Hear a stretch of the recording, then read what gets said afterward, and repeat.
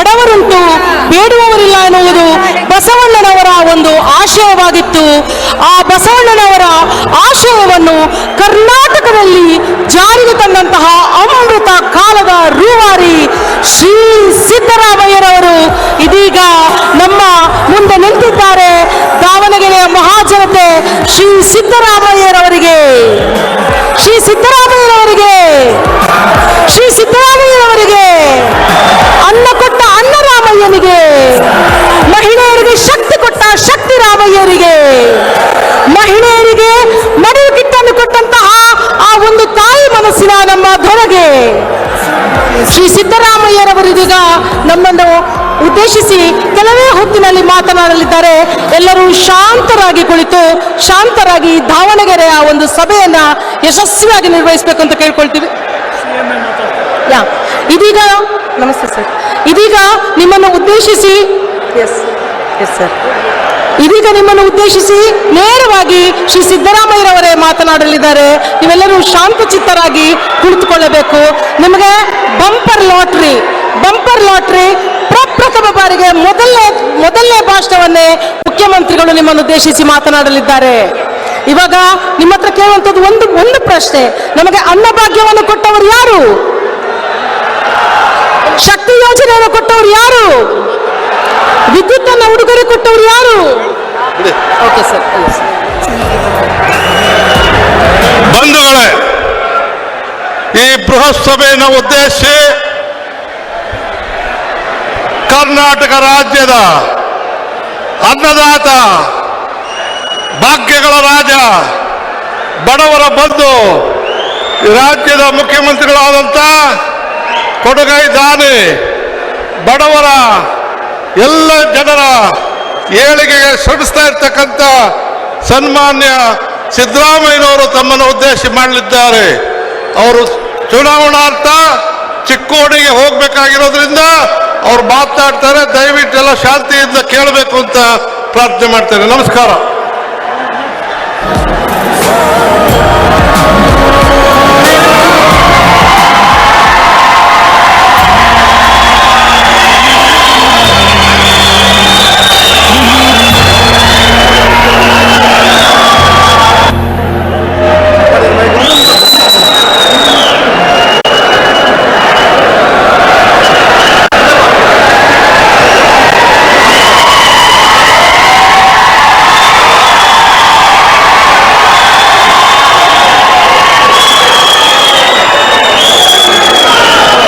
ಆತ್ಮೀಯ ಎಲ್ಲ ಸೋದರ ಸೋದರಿಯರೇ, ತಾಯಂದಿರೇ, ಯುವಕ ಮಿತ್ರರೇ, ವೇದಿಕೆ ಮೇಲಿರ್ತಕ್ಕಂಥ ಎಲ್ಲ ಮಾನ್ಯ ಶಾಸಕರುಗಳೇ, ಮಾಜಿ ಶಾಸಕರುಗಳೇ, ಪಕ್ಷದ ಎಲ್ಲ ಮುಖಂಡರುಗಳೇ, ಮಾಧ್ಯಮದ ಗೆಳೆಯರೇ, ಶ್ರೀಮತಿ ಪ್ರಿಯಾಂಕಾ ಗಾಂಧಿಯವರು ಇನ್ನೇನು ಕೆಲವೇ ನಿಮಿಷಗಳಲ್ಲಿ ಇಲ್ಲಿ ಬರ್ತಾರೆ. ಅವರು ಬಂದು ನಿಮ್ಮನ್ನ ಉದ್ದೇಶಿಸಿ ಭಾಷಣ ಮಾಡ್ತಾರೆ. ನಮ್ಮ ಪ್ರದೇಶ ಕಾಂಗ್ರೆಸ್ ಸಮಿತಿಯ ಅಧ್ಯಕ್ಷರು ಕೂಡ ಅವ್ರ ಜೊತೆಯಲ್ಲಿ ಬರ್ತಕ್ಕಂಥ ಸಾಧ್ಯತೆ ಇದೆ. ಅವರಿಬ್ಬರು ನಿಮ್ಮನ್ನ ಉದ್ದೇಶಿಸಿ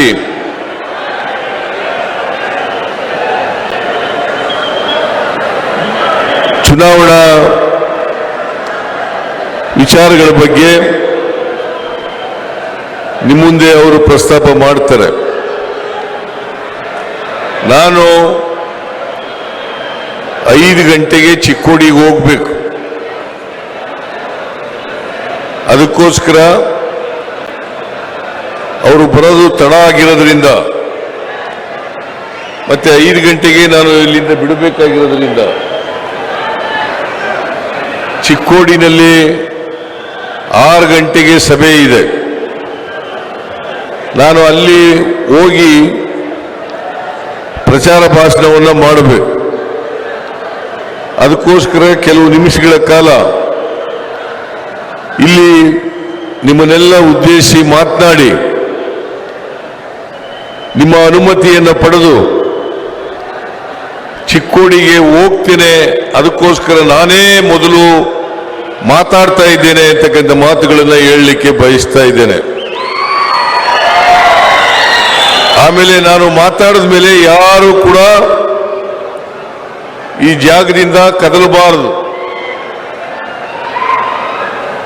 ಪ್ರಿಯಾಂಕಾ ಗಾಂಧಿಯವರ ಭಾಷಣವನ್ನು ಕೇಳಬೇಕು, ಡಿ ಕೆ ಶಿವಕುಮಾರ್ ಅವರ ಭಾಷಣವನ್ನು ಕೇಳಬೇಕು. ಅಲ್ಲಿವರೆಗೆ ನೀವೆಲ್ಲರೂ ಕೂಡ ಇಲ್ಲೇ ಇರಬೇಕು ಅಂತೇಳಿ ನಿಮ್ಮಲ್ಲಿ ಅತ್ಯಂತ ಕಳಕಳಿಯಿಂದ ಪ್ರಾರ್ಥನೆಯನ್ನು ಮಾಡಲಿಕ್ಕೆ ಬಯಸ್ತಾ ಇದ್ದೇನೆ. 7ನೇ ತಾರೀಕು, ಮೇ 7ನೇ ತಾರೀಕು, ಇವತ್ತಾಗಲೇ 4. ಇನ್ನು 2 ದಿನದಲ್ಲಿ ಚುನಾವಣೆ ಇದೆ. ಈ ಚುನಾವಣೆ ಬಹಳ ಮಹತ್ವದ ಚುನಾವಣೆ ಅಂತೇಳಿ ತಾವೆಲ್ಲ ಅರ್ಥ ಮಾಡ್ಕೊಂಡಿದ್ದೀರಿ. ಈ ಚುನಾವಣೆಯಲ್ಲಿ ಒಂದು ಕಡೆ ಕಾಂಗ್ರೆಸ್ ನೇತೃತ್ವದ ಇಂಡಿಯಾ ಅವರು ಮೈತ್ರಿಕೂಟ ಚುನಾವಣೆಯಲ್ಲಿ ಸ್ಪರ್ಧೆ ಮಾಡಿದೆ. ಇನ್ನೊಂದು ಕಡೆ ಬಿಜೆಪಿ ನೇತೃತ್ವದ NDA ಅವರು ಸ್ಪರ್ಧೆಯನ್ನು ಮಾಡಿದ್ದಾರೆ. ಇವತ್ತು ಈ 2 ಪಕ್ಷಗಳ ನೇತೃತ್ವದ ಅಲಯನ್ಸ್ ಟೀಮ್ಗಳು ಚುನಾವಣೆಯಲ್ಲಿ ಸ್ಪರ್ಧೆ ಮಾಡ್ತಾ ಇದ್ದಾವೆ. ನೀವೆಲ್ಲರೂ ಕೂಡ ಯೋಚನೆಯನ್ನು ಮಾಡಬೇಕು. ಮತದಾನ ಮಾಡೋದಕ್ಕಿಂತ ಮುಂಚಿತವಾಗಿ ಯಾವ ಪಕ್ಷದ ಸರ್ಕಾರ ಕೇಂದ್ರದಲ್ಲಿ ಅಧಿಕಾರಕ್ಕೆ ಬಂದರೆ ಬಡವರು, ರೈತರು, ಹಿಂದುಳಿದವರು, ಅಲ್ಪಸಂಖ್ಯಾತರು, ಮಹಿಳೆಯರು, ರೈತರು ಮತ್ತು ಕಾರ್ಮಿಕರು ಇವರಿಗೆ ಆರ್ಥಿಕ ಸಾಮಾಜಿಕ ಶಕ್ತಿಯನ್ನು ಕೊಡ್ತಾರೆ, ಸಮಾಜದಲ್ಲಿ ಬದಲಾವಣೆಯನ್ನು ತರಲಿಕ್ಕೆ ಪ್ರಾಮಾಣಿಕ ಪ್ರಯತ್ನವನ್ನು ಮಾಡ್ತಾರೆ.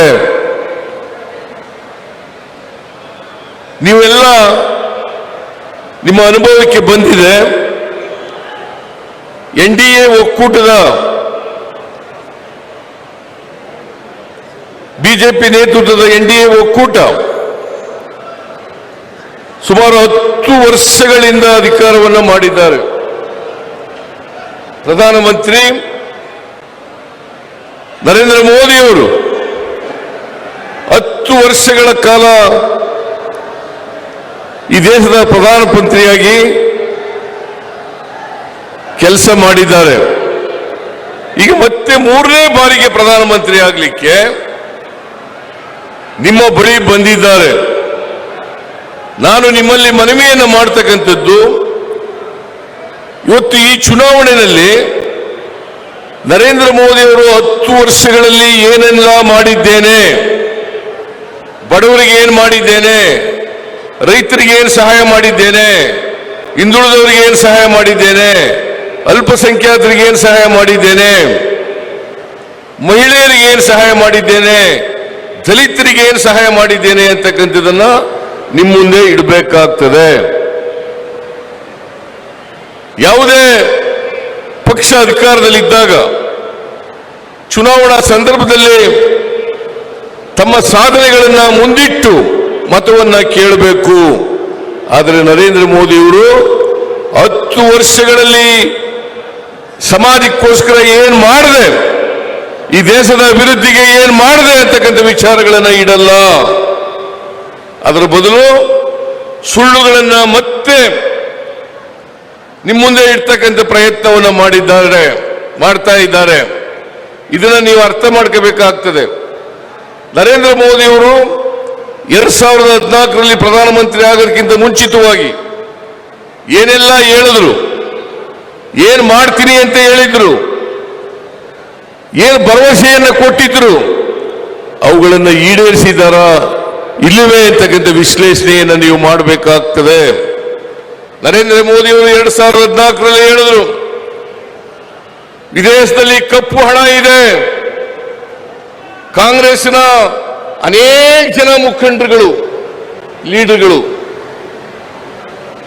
ಶ್ರೀಮಂತರುಗಳು, ಕೈಗಾರಿಕೋದ್ಯಮಿಗಳು ಈ ದೇಶದಲ್ಲಿ ಒಡೆದಿರ್ತಕ್ಕಂಥ ಲಂಚವನ್ನ ವಿದೇಶದಲ್ಲಿ ಇಟ್ಟಿದ್ದಾರೆ.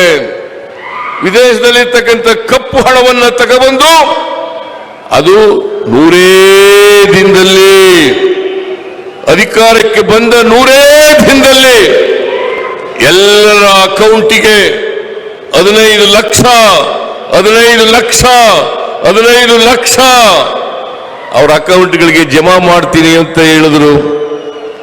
10 ವರ್ಷ ಆಯ್ತು ನರೇಂದ್ರ ಮೋದಿ ಅವರೇ. 10 ವರ್ಷದಲ್ಲಿ 15 ರೂಪಾಯಿನಾದ್ರೂ ಕೂಡ ಯಾರ್ದಾರು ಅಕೌಂಟ್ಗೆ ಹಾಕಿದ್ದೀರಾ ಅಂತಕ್ಕಂಥ ಪ್ರಶ್ನೆಯನ್ನ ನೀವು ಕೇಳಬೇಕಾಗ್ತದೆ. ನಾನು ಕೇಳ್ತೀನಿ ನಿಮಗೆ, 10 ವರ್ಷದಲ್ಲಿ ನರೇಂದ್ರ ಮೋದಿ ಅವರು 15 ರೂಪಾಯಿನಾರು ಹಾಕಿದ್ರಾ? ಹಾಕಿಲ್ಲ. ಇದು 2000ರಲ್ಲಿ ನರೇಂದ್ರ ಮೋದಿ ಅವರು ಕೊಟ್ಟಿದ್ದಂತ ಭರವಸೆ. ಇನ್ನೂ ಒಂದು ಭರವಸೆಯನ್ನು ಕೊಟ್ಟರು. ಈ ದೇಶದಲ್ಲಿ ನಿರುದ್ಯೋಗ ಇದೆ. ಅನೇಕ ಜನ ಯುವತಿಯರು ಪದವೀಧರರಾಗಿ ವಿದ್ಯಾವಂತರಾಗಿ ಕೆಲಸ ಸಿಕ್ಕಿಲ್ಲ. ಅವರೆಲ್ಲರಿಗೂ ಕೂಡ ಪ್ರತಿ ವರ್ಷ 2 ಕೋಟಿ ಉದ್ಯೋಗಗಳನ್ನು ಸೃಷ್ಟಿ ಮಾಡ್ತೇನೆ. 2 ಕೋಟಿ ಉದ್ಯೋಗಗಳನ್ನು ಸೃಷ್ಟಿ ಮಾಡ್ತೇನೆ. ನರೇಂದ್ರ ಮೋದಿ ಅವರೇ, ನೀವು ಪ್ರಧಾನಮಂತ್ರಿಯಾಗಿ 10 ವರ್ಷಗಳಾಯಿತು. ಪ್ರತಿ ವರ್ಷ 2 ಕೋಟಿ ಉದ್ಯೋಗ ಅಂತಂದ್ರೆ 10 ವರ್ಷದಲ್ಲಿ 20 ಕೋಟಿ ಉದ್ಯೋಗಗಳನ್ನು ಸೃಷ್ಟಿ ಮಾಡಬೇಕಾಗಿತ್ತು. ಮಾಡಿದ್ರೇನ್ರಿ?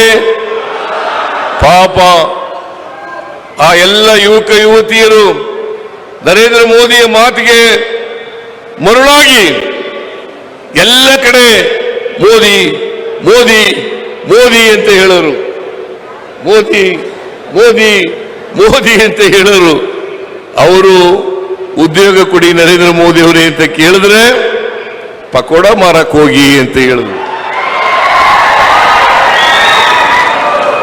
ಈ ದೇಶದ ಒಬ್ಬ ಪ್ರಧಾನಮಂತ್ರಿಯಾಗಿ ನಿರುದ್ಯೋಗ ಸಮಸ್ಯೆಯನ್ನು ಬಗೆಹರಿಸಲಿಕ್ಕೆ ಸಾಧ್ಯ ಆಗದೇನೆ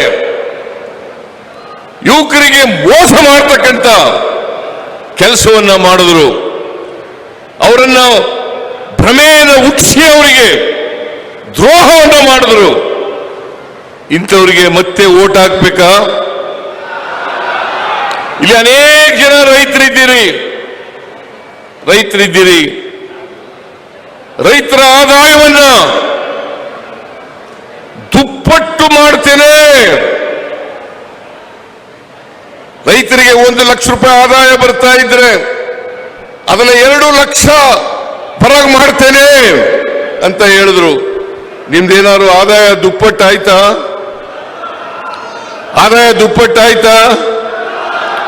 ಆಗ್ಲಿಲ್ಲ. ರೈತರ ಸಾಲ ಏನಾದ್ರು ಮನ್ನಾ ಆಯ್ತಾ? ಸ್ವಾಮಿನಾಥನ್ ವರದಿ ಜಾರಿ ಆಯ್ತಾ? MSP ನಿಮಗೆ ಸ್ವಾಮಿನಾಥನ್ ವರದಿ ಪ್ರಕಾರ ಕೊಡ್ತಾ ಇದ್ದಾರಾ? ಕೊಡ್ಲಿಲ್ಲ. ಆಮೇಲೆ ಇನ್ನೊಂದು ಭರವಸೆಯನ್ನು ಕೊಟ್ಟರು.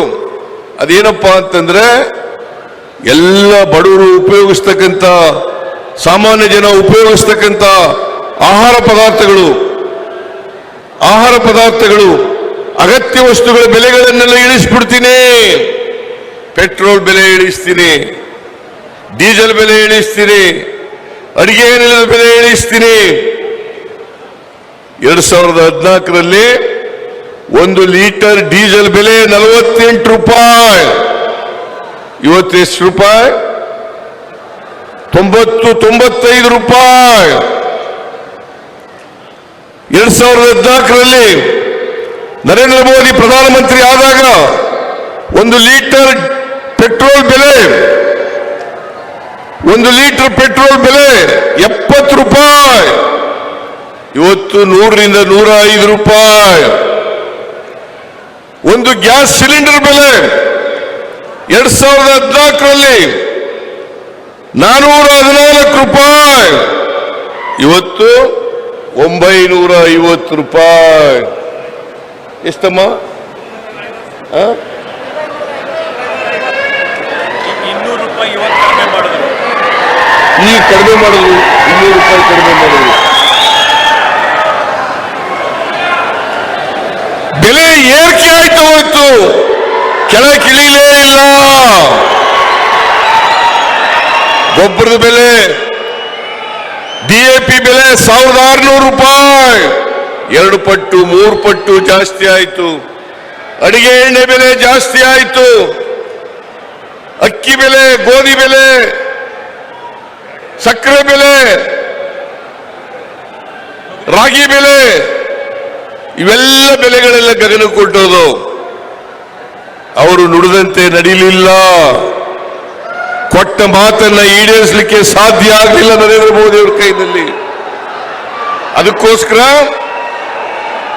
ನಾವು ನಮ್ಮ ಪಕ್ಷದ ಎಲ್ಲ ಮುಖಂಡರುಗಳು, ಡಿ.ಕೆ. ಶಿವಕುಮಾರ್, ನಾನು ಇಡೀ ರಾಜ್ಯದೆಲ್ಲ ಪ್ರವಾಸ ಮಾಡಿದಂತ ಸಂದರ್ಭದಲ್ಲಿ ಅನೇಕ ಜನರನ್ನು ಭೇಟಿ ಮಾಡೋದು,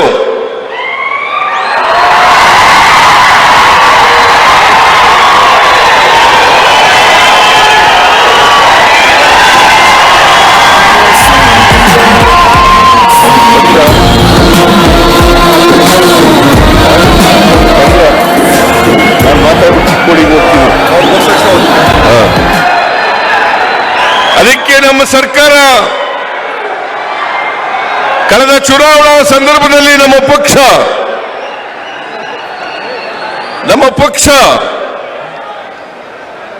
ನಾವು ಈ ರಾಜ್ಯದ ಜನರಿಗೆ ಆಶ್ವಾಸನೆಯನ್ನು ಕೊಟ್ಟಿದ್ದು,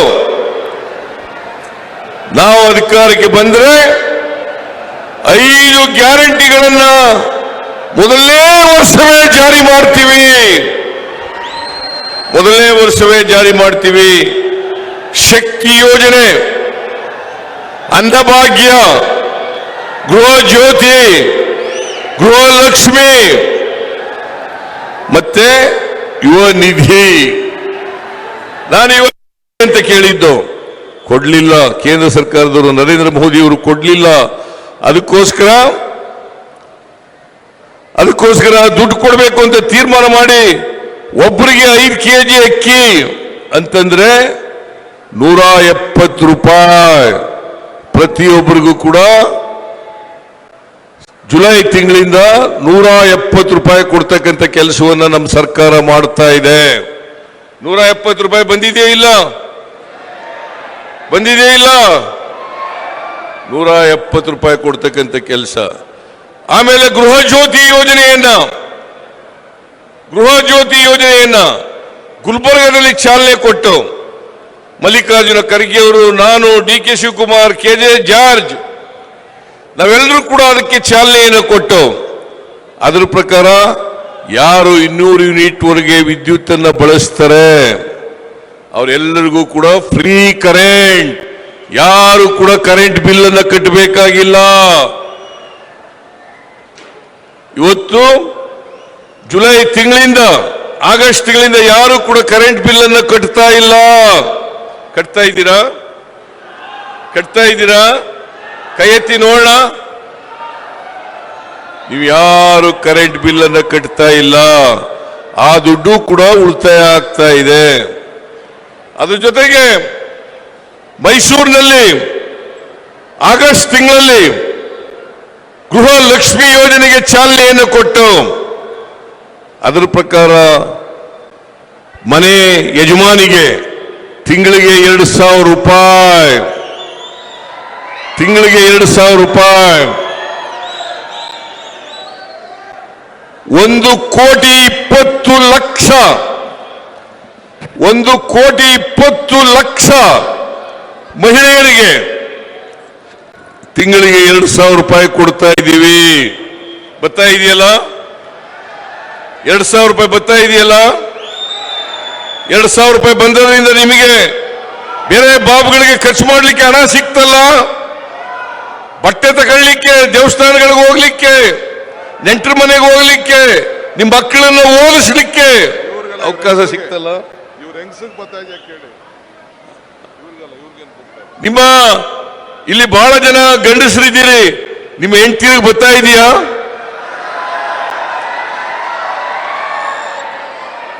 ₹2,000 ಕೊಡ್ತಾ ಇದ್ದೀವಿ. ಅದ್ರ ಜೊತೆಗೆ ಯುವ ನಿಧಿ ಯಾರು ಇನ್ಕಮ್ ಟ್ಯಾಕ್ಸ್ ಕಟ್ತಾರೆ ಅವರು ಕೊಡಲ್ಲ, ಯಾರು ಇನ್ಕಮ್ ಟ್ಯಾಕ್ಸ್ ಕಟ್ತಾರೆ ಅವ್ರಿಗಿಲ್ಲ, ಬೇರೆಯವರಿಗೆಲ್ಲ ಮಹಿಳಾ ಯಜಮಾನಿಗೆ ₹2,000 ಅದು ಕೂಡ ಬರಲಿಕ್ಕೆ ಪ್ರಾರಂಭ ಆಗಿದೆ. ನಾನು ಏಪ್ರಿಲ್ ತಿಂಗಳಲ್ಲಿ ಮಾರ್ಚ್ ಮತ್ತು ಏಪ್ರಿಲ್ ತಿಂಗಳು 2 ತಿಂಗಳದು ಒಟ್ಟಿಗೆ ಕೊಟ್ಬಿಡ್ತಕ್ಕಂಥ ತೀರ್ಮಾನವನ್ನು ಮಾಡಿ ಎಲ್ಲರಿಗೂ ಕೂಡ ಏಪ್ರಿಲ್ ತಿಂಗಳದು ಇತ್ಯರ್ಥ ಆಗಿದೆ. ಈಗ ಮೇ ತಿಂಗಳದು ಕೂಡ ಬರ್ತಾ ಇದೆ. ಯುವ ನಿಧಿ ಕಾರ್ಯಕ್ರಮ ಇದನ್ನ ಶಿವಮೊಗ್ಗದಲ್ಲಿ ಚಾಲನೆ ಕೊಟ್ಟು, ವಿವೇಕಾನಂದರ ಜನ್ಮದಿನದಂದು ಇದಕ್ಕೆ ಚಾಲನೆಯನ್ನು ಕೊಟ್ಟು, ಯಾರು 22, 23ರಲ್ಲಿ ಪಾಸ್ ಆಗಿದ್ದಾರೆ,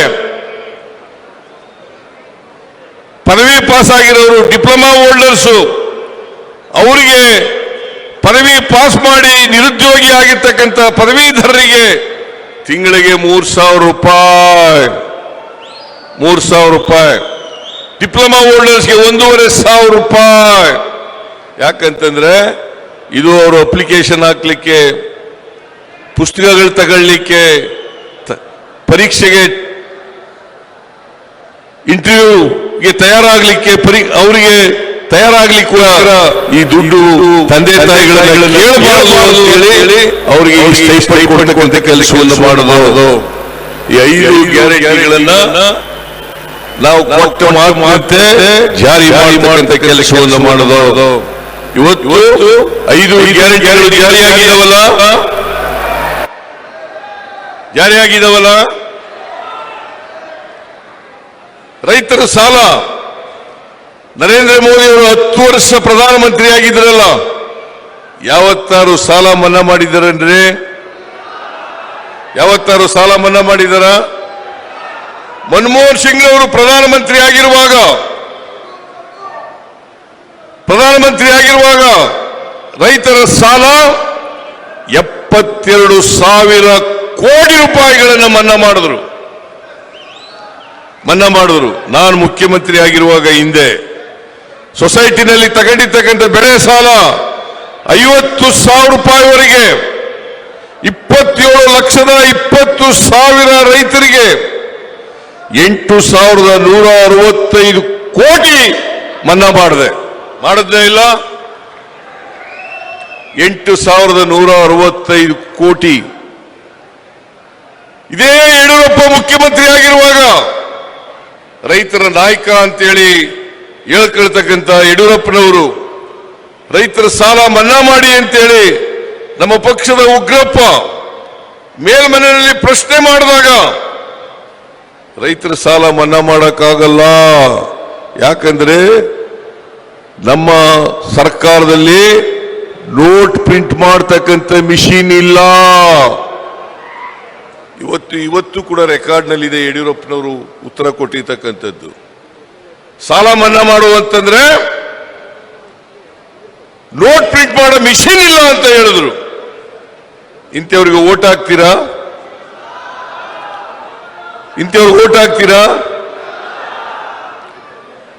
ನರೇಂದ್ರ ಮೋದಿ ಅವರು ಯಾವತ್ತಾರು ಕೂಡ ಸಾಲ ಮನ್ನಾ ಮಾಡಿದ್ರ? ಅದಕ್ಕೆ ನಾವು ಗ್ಯಾರಂಟಿ ಯೋಜನೆಗಳನ್ನು ಜಾರಿ ಕೊಟ್ಟ ಮೇಲೆ, ತೆಲಂಗಾಣ ರಾಜ್ಯದಲ್ಲೂ ಕೂಡ ಗ್ಯಾರಂಟಿ ಯೋಜನೆಗಳನ್ನು ಜಾರಿ ಕೊಟ್ಟ ಮೇಲೆ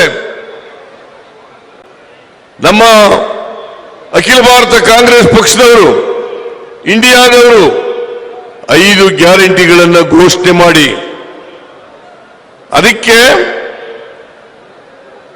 ಮಲ್ಲಿಕಾರ್ಜುನ ಖರ್ಗೆ ಅವರು, ರಾಹುಲ್ ಗಾಂಧಿ ಅವರು ಇಬ್ರು ಸೈನ್ ಮಾಡಿದ್ದಾರೆ. ಸೈನ್ ಮಾಡಿ ಮನೆ ಮನೆಗೆ ಹಂಚಿಸ್ತಕ್ಕಂಥ ಕೆಲಸವನ್ನು ಮಾಡ್ತಾ ಇದ್ದಾರೆ. ಕರ್ನಾಟಕದಲ್ಲಿ ನಾವು ಜಾರಿ ಮಾಡಿದ್ದೀವಿ 5 ಗ್ಯಾರಂಟಿಗಳನ್ನ. ಅದೇ ರೀತಿ ಕೇಂದ್ರದಲ್ಲೂ ಕೂಡ ಜಾರಿ ಮಾಡಬೇಕು ಅಂತೇಳಿ ನಾವು ಒಬ್ಬ ಮಹಿಳೆಗೆ, ಮನೆ ಯಜಮಾನಿಗೆ ತಿಂಗಳಿಗೆ 2,000 ರೂಪಾಯಿ ಕೊಟ್ರೆ, ವರ್ಷಕ್ಕೆ 24,000 ಕೊಟ್ರೆ, ಕೇಂದ್ರದಲ್ಲಿ ಕಾಂಗ್ರೆಸ್ ಪಕ್ಷ ಅಧಿಕಾರಕ್ಕೆ ಬಂದ್ರೆ ಒಂದು ವರ್ಷಕ್ಕೆ ಒಂದು ಕುಟುಂಬ, ಬಡ ಕುಟುಂಬದ ಮಹಿಳೆಗೆ 1 ಲಕ್ಷ ರೂಪಾಯಿ, 1 ಲಕ್ಷ ರೂಪಾಯಿ. ಒಬ್ಬ ನಿರುದ್ಯೋಗಿ ಯುವಕನಿಗೆ ಅಪ್ರೆಂಟಿಸ್ಶಿಪ್ 1 ಲಕ್ಷ ರೂಪಾಯಿ. ಹೆಲ್ತ್ ಇನ್ಶೂರೆನ್ಸ್ 25 ಲಕ್ಷ ರೂಪಾಯಿ. ಸಾಮಾಜಿಕ ನ್ಯಾಯವನ್ನು ಮಾಡಲಿಕ್ಕೋಸ್ಕರ ಯಾರು ಬಡವರಿದ್ದಾರೆ, ಯಾವುದೇ ಸಮಾಜ ಇರಬಹುದು, ಆ ಬಡವರಿಗೆ ನ್ಯಾಯ ಕೊಡ್ಲಿಕ್ಕೋಸ್ಕರ, ಅವರಿಗೆ ಆರ್ಥಿಕ ಸಾಮಾಜಿಕ ಶಕ್ತಿಯನ್ನು ತುಂಬಲಿಕ್ಕೋಸ್ಕರ,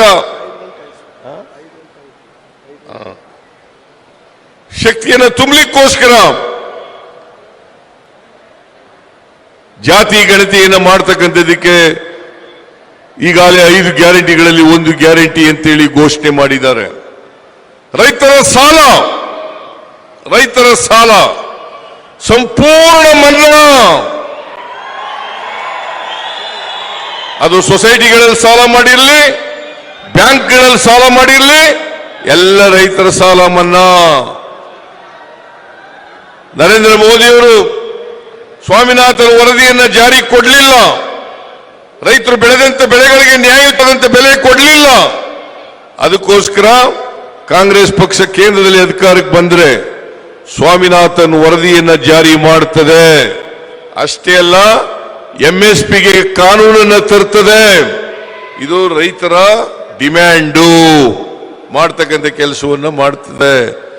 ಇದಕ್ಕೆ ಕಾಂಗ್ರೆಸ್ಸಿನ ಅವರು ಈಗಾಗಲೇ 5 ಗ್ಯಾರಂಟಿಗಳನ್ನ ಮಲ್ಲಿಕಾರ್ಜುನ ಖರ್ಗೆ ಅವರು, ರಾಹುಲ್ ಗಾಂಧಿ ಅವರು ಮಾಡಿ ಮನೆ ಮನೆಗೆ ಹಂಚತಕ್ಕಂಥ ಕೆಲಸವನ್ನು ಮಾಡಿದ್ದಾರೆ. ಇವತ್ತು ಸ್ಪರ್ಧೆ ಇರ್ತಕ್ಕಂಥದ್ದು ಕಾಂಗ್ರೆಸ್ NDA ಇಂಡಿಯಾ ಮತ್ತು ಬಿಜೆಪಿ NDA ಇವರ ಮಧ್ಯೆ ನಮ್ಮಲ್ಲಿ ಈ ದಾವಣಗೆರೆ ಲೋಕಸಭಾ ಕ್ಷೇತ್ರದಲ್ಲಿ ಒಬ್ಬ ಇಂಡಿಪೆಂಡೆಂಟ್ ಆಗಿ ನಿಂತಿದ್ದಾನೆ. ದಯಮಾಡಿ ನಿಮ್ಮಲ್ಲಿ ಕೈ ಜೋಡಿಸಿ ಪ್ರಾರ್ಥನೆ ಮಾಡ್ತೇನೆ. ನನ್ನ ಮೇಲೆ ಪ್ರೀತಿ ಇದ್ರೆ, ಗೌರವ ಇದ್ರೆ, ಅಭಿಮಾನ ಇದ್ರೆ ನಾನೇ ಈ ಚುನಾವಣೆಯಲ್ಲಿ ಸ್ಪರ್ಧೆ ಮಾಡಿದ್ದೀನಿ ಅಂತ ತಿಳ್ಕೋಬೇಕಾಗ್ತದೆ.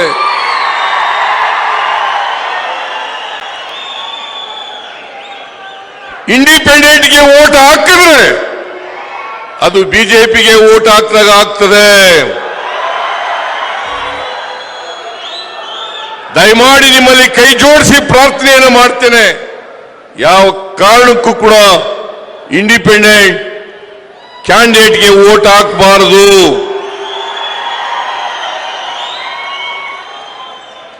ಕಾಂಗ್ರೆಸ್ ಪಾರ್ಟಿಯ ಅಭ್ಯರ್ಥಿಗೆ, ಕಾಂಗ್ರೆಸ್ ಪಕ್ಷದ ಅಭ್ಯರ್ಥಿಗೆ ದಯವಿಟ್ಟು ಎಲ್ಲರೂ ಕೂಡ ಆಶೀರ್ವಾದ ಮಾಡಬೇಕು. ಈ ಸಾರಿ ಅವರನ್ನು ಲೋಕಸಭೆಗೆ ಕಳಿಸಿಕೊಡಬೇಕು ಅಂತೇಳಿ ನಿಮ್ಮಲ್ಲಿ ಅತ್ಯಂತ ಕಳಕಳಿಯಿಂದ ಪ್ರಾರ್ಥನೆಯನ್ನು ಮಾಡ್ತೇನೆ. ನೀವು ಮಾಡ್ತೀರಿ ಅಲ್ವಾ?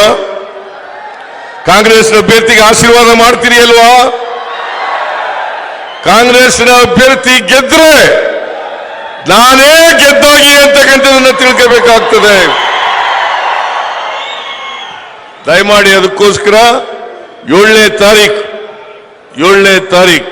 ನಮ್ಮ ಕ್ರಮ ಸಂಖ್ಯೆ ಎಷ್ಟು?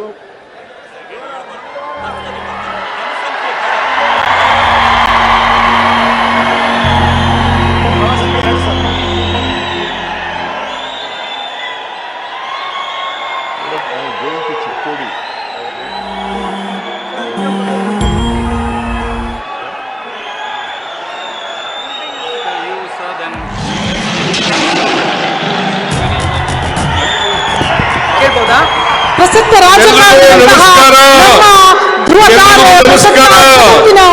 ಸಮಕಾಲೀನ ಜೈ ಹಿಂದ್. ರಾಜಕಾರಣದಂತಹ ಜೈ ಕರ್ನಾಟಕ. ಸಮಕಾಲೀನ ಜೈ ರಾಜಕಾರಣದಂತಹ ಕಾಂಗ್ರೆಸ್. ಅತ್ಯಂತ ನಮ್ಮನ್ನು ಉದ್ದೇಶಿಸಿ ಮಾತನಾಡಿದಂತಹ ಶ್ರೀ ಸಿದ್ದರಾಮಯ್ಯ ಸರ್ ಅವರಿಗೆ ಧನ್ಯವಾದಗಳು. ಇದೀಗ ನಮ್ಮ ಸಭೆಗೆ ಆಗಮಿಸಿದ್ದಾರೆ the most sensible, the most democratic, the most energetic, ಒಂದು ಯುವ ಶಕ್ತಿಯ ರೂಪಕವಾದಂತಹ ಪ್ರಿಯಾಂಕಾ ಗಾಂಧಿಯವರು ದಾವಣಗೆರೆಯ ಈ ಸಭೆಗೆ ಆಗಮಿಸಿದ್ದಾರೆ. ನಮ್ಮೆಲ್ಲ ಜನತೆ ಎದ್ದು ನಿಂತವರಿಗೆ ಜಯಘೋಷವನ್ನು ಹಾಕುವುದರ ಮೂಲಕ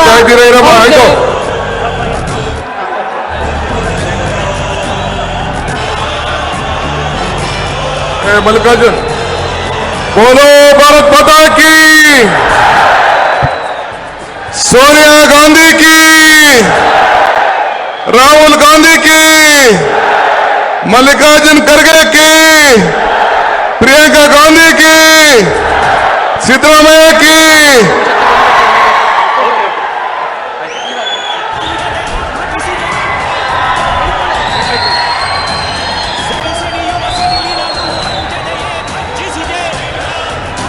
अब हम दरखास्त करेंगे मल्लिकार्जुन जी से कि वो आएं और अपना स्वागत भाषण दें। मल्लिकार्जुन जी, मल्लिकार्जुन जी,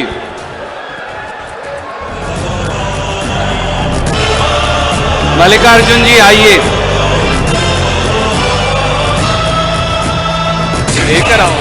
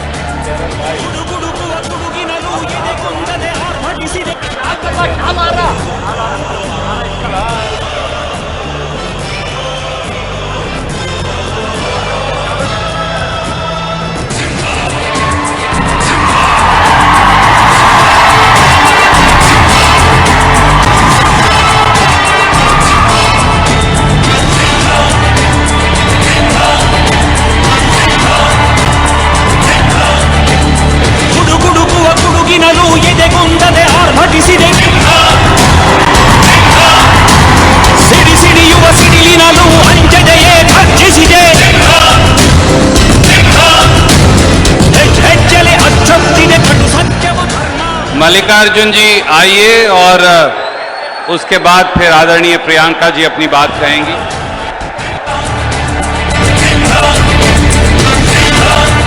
ನಮ್ಮ ವೇದಿಕೆ ಮೇಲಿರುವ ಎಲ್ಲ ಗಣ್ಯರೇ ಹಾಗೂ ಕಾಂಗ್ರೆಸ್ ಪಕ್ಷದ ಪದಾಧಿಕಾರಿಗಳೇ, ದಾವಣಗೆರೆ ಇಂದು ಆಯೋಜಿಸಿರುವ ಲೋಕಸಭಾ ಚುನಾವಣೆಯ ಬೃಹತ್ ಬಹಿರಂಗ ಸಭೆ ಹಾಗೂ ಪ್ರಜಾಧ್ವನಿ 2 ಕಾರ್ಯಕ್ರಮದ ಆಗಮಿಸಿರುವಂತಹ ದಾವಣಗೆರೆ ಲೋಕಸಭಾ ಕ್ಷೇತ್ರದ ಸಮಸ್ತ ಮತದಾರ ಬಂಧುಗಳೇ, ಕಾಂಗ್ರೆಸ್ ಕಾರ್ಯಕರ್ತರೇ, ಮೊಟ್ಟ ಮೊದಲು ತಮಗೆಲ್ಲರೂ ಹೃತ್ಪೂರ್ವಕವಾದ ಸ್ವಾಗತವನ್ನು ಬಯಸುತ್ತೇನೆ.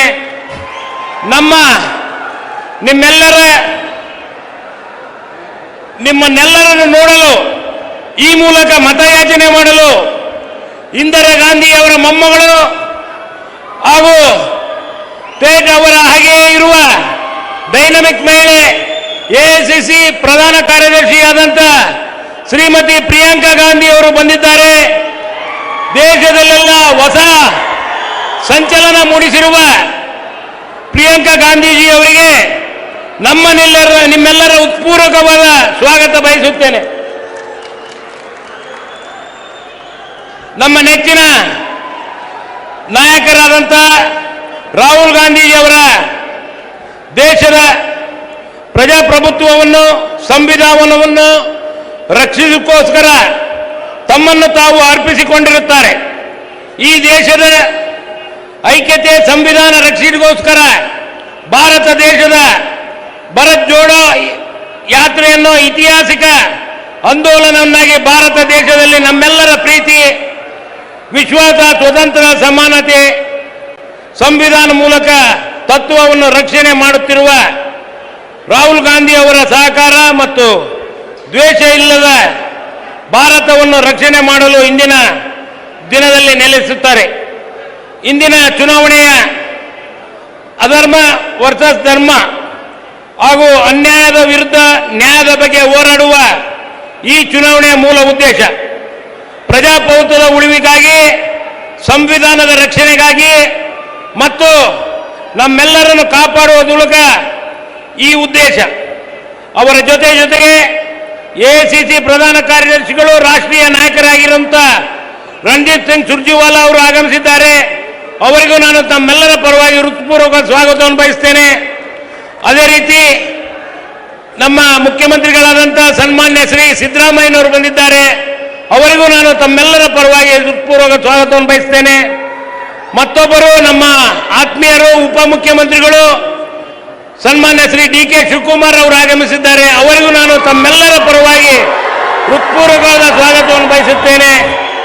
ಈ ಕಾರ್ಯಕ್ರಮಕ್ಕೆ ಆಗಮಿಸಿರುವ ಎಐಸಿಸಿಯ ಕಾರ್ಯದರ್ಶಿಗಳು, ದಾವಣಗೆರೆ ದಕ್ಷಿಣ ಕ್ಷೇತ್ರದ ಶಾಸಕರು, ಪೂಜ್ಯ ತಂದೆಯವರಾದಂಥ ಶಾಮನೂರು ಶಿವಶಂಕರಪ್ಪನವ್ರನ್ನ ತಮ್ಮೆಲ್ಲರ ಪರವಾಗಿ ಸ್ವಾಗತಿಸ್ತೇನೆ. ನಮ್ಮ ಜಿಲ್ಲೆಯ ಶಾಸಕರು ಆದಂಥ ಹೊನ್ನಾಳಿ ಕ್ಷೇತ್ರದ ಶಾಂತನಗೌಡರು, ಚನ್ನಗಿರಿ ಕ್ಷೇತ್ರದ ಶಿವಗಂಗಾ ಬಸವರಾಜರವರು, ಹರಪನಹಳ್ಳಿಯ ಶಾಸಕರು ಸಹೋದರಿ ಶ್ರೀಮತಿ ಲತಾ ಮಲ್ಲಿಕಾರ್ಜುನರವರು, ಮಾಯಕೊಂಡದ ಶಾಸಕರು ಬಸವಂತಪ್ಪನವರು, ಜಗಳೂರಿನ ಶಾಸಕರು ದೇವೇಂದ್ರಪ್ಪನವರು ಮತ್ತು ಸಮಾರಂಭದ ಅಧ್ಯಕ್ಷತೆಯನ್ನು ವಹಿಸಿರುವಂಥ ಜಿಲ್ಲಾ ಅಧ್ಯಕ್ಷರಾದಂಥ ಮಂಜಪ್ಪನವರು, ಅವರನ್ನೆಲ್ಲರನ್ನೂ ನಾನು ತಮ್ಮೆಲ್ಲರ ಪರವಾಗಿ ಹೃತ್ಪೂರ್ವಕವಾಗಿ ಸ್ವಾಗತಿಸುತ್ತೇನೆ.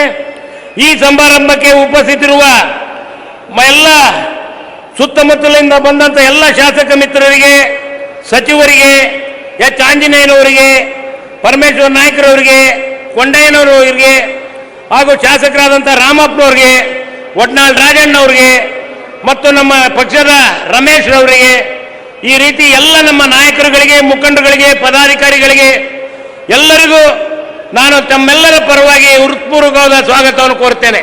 ಜೈ ಹಿಂದ್, ಜೈ ಕರ್ನಾಟಕ. ಮಾತನಾಡಲಿದ್ದಾರೆ ಶ್ರೀ ಡಿ.ಕೆ. ಶಿವಕುಮಾರ್, ನಮ್ಮ ಪಕ್ಷದ ಅಧ್ಯಕ್ಷರಾದಂತಹ ಡಿ.ಕೆ. ಶಿವಕುಮಾರ್. ಬೋಲೋ ಭಾರತ್ ಮಾತಾ ಕಿ.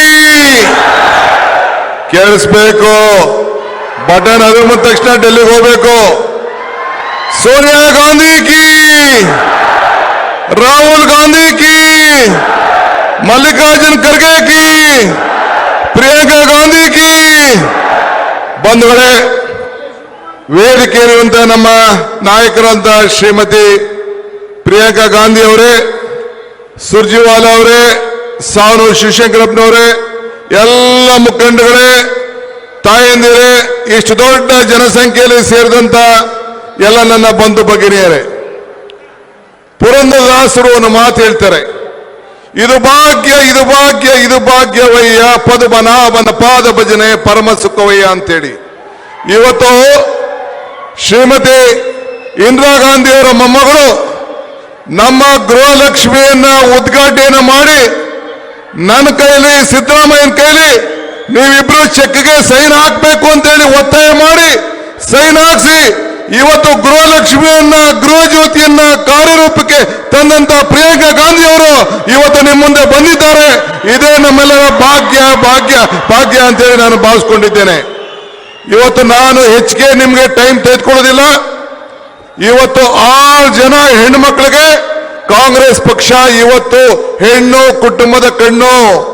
ಶ್ರೀ ಶಕ್ತಿ ಕೊಟ್ಟವ್ರು ನಾವು, ಹೆಣ್ಣು ಮಕ್ಕಳಿಗೆ ಶಕ್ತಿ ಕೊಟ್ಟವ್ರು ನಾವು, ಸ್ಥಳೀಯ ಸಂಸ್ಥೆಯಲ್ಲಿ ಮೀಸಲಾತಿ ಕೊಟ್ಟವ್ರು ನಾವು, ಗೃಹಲಕ್ಷ್ಮಿ ಕೊಟ್ಟವ್ರು ನಾವು, ಗೃಹ ಜ್ಯೋತಿ ಕೊಟ್ಟವ್ರು ನಾವು, ಅನ್ನಭಾಗ್ಯ ಕೊಟ್ಟವ್ರು ನಾವು, ಯುವ ನಿಧಿ ಕೊಟ್ಟವ್ರು ನಾವು, ಶಕ್ತಿ ಕೊಟ್ಟವ್ರು ನಾವು.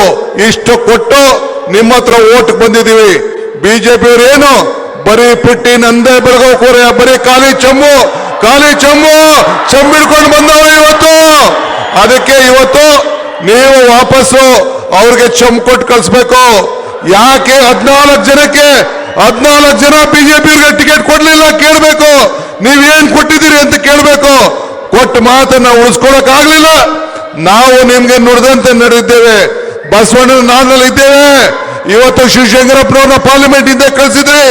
ಇವತ್ತು ಅವರ ಸೊಸೆಗೆ ನೀವು ಕಳಿಸ್ಬೇಕು, ಮಲ್ಲಿ ಧರ್ಮಪತಿಗೆ ಕಳಿಸ್ಬೇಕು, ಕಾಂಗ್ರೆಸ್ ಅಭ್ಯರ್ಥಿಗೆ ಕಳಿಸ್ಬೇಕು ಅಂತ ಹೇಳಿ ತಮ್ಮನ್ನು ಪ್ರಾರ್ಥಿಸಿ ನಾ ಮಾತನ್ನು ಮುಗಿಸ್ತೇನೆ. ಎಲ್ಲ ಕಳಿಸಿರ್ತಾನೆ, ಎಲ್ಲ ಹೋರಾಟ ಮಾಡ್ತಿರ್ತಾನೆ. ಎಲ್ಲರಿಗೂ ನಮಸ್ಕಾರ. ಈಗ ನಮ್ಮ ನಾಯಕಿಯಾದ ಪ್ರಿಯಾಂಕಾ ಗಾಂಧಿ ಅವರು ತಮ್ಮನ್ನು ಉದ್ದೇಶಿಸಿ ಮಾತಾಡ್ತಾರೆ. ಅದಾದ್ಮೇಲೆ ನಾವಿಬ್ರು ಗದಗ ಹೋಗ್ಬೇಕು.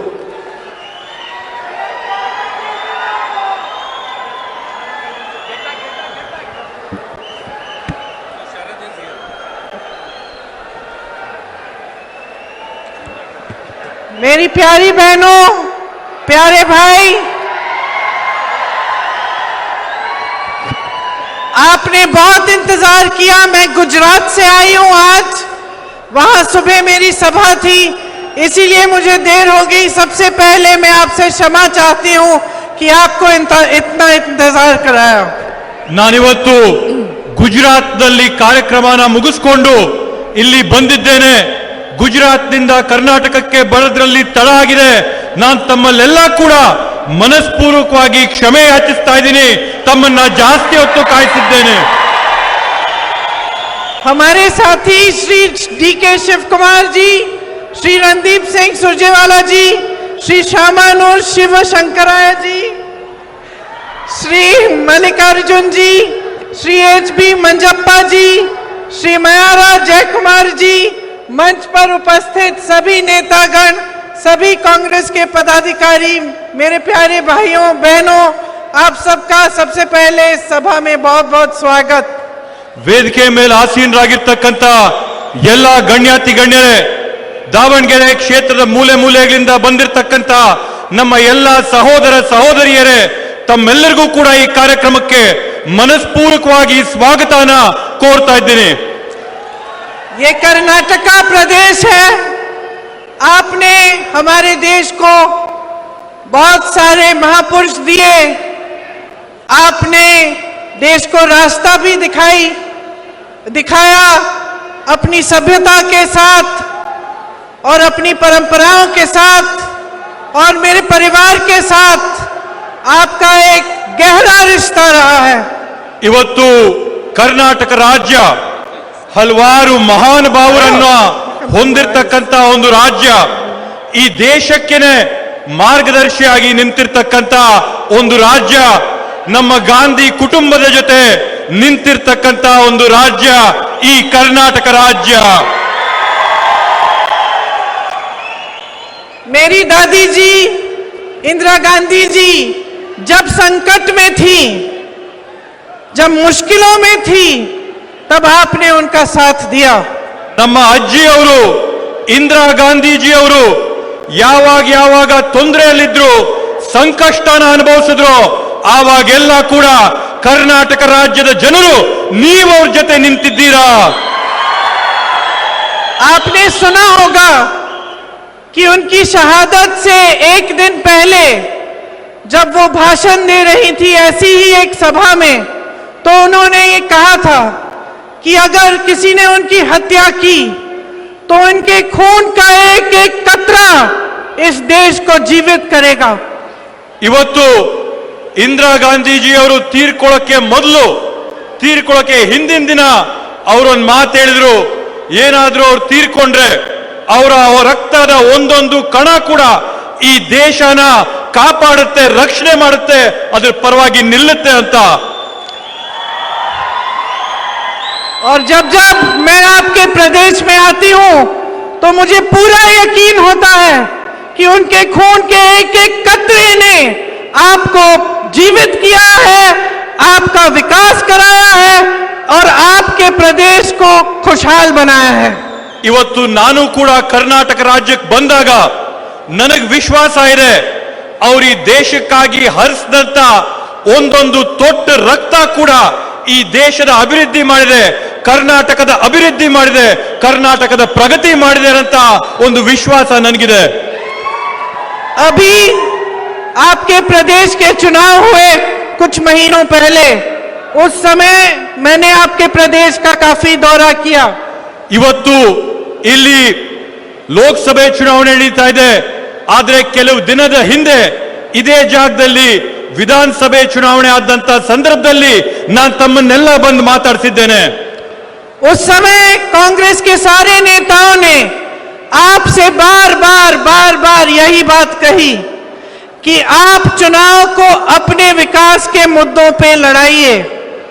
ಇವತ್ತು ಆ ವಿಧಾನಸಭೆಯ ಚುನಾವಣೆ ಮಾಡ್ತಾ ಇರಬೇಕಾದಂತ ಸಂದರ್ಭದಲ್ಲಿ ನಮ್ಮ ಕಾಂಗ್ರೆಸ್ ಪಕ್ಷದ ನಾಯಕರೆಲ್ಲರೂ ಕೂಡ ಹೇಳ್ತಾ ಇದ್ರು, ಈ ಚುನಾವಣೆನ ನಿಮ್ಮ ಸಮಸ್ಯೆಗಳ ಬಗ್ಗೆ, ನಿಮ್ಮ ತೊಂದರೆಗಳ ಬಗ್ಗೆ, ನಿಮ್ಮ ವಿಚಾರಗಳ ಬಗ್ಗೆ ಆಲೋಚನೆ ಮಾಡಿ मतदान ಮಾಡಿ ಅಂತ।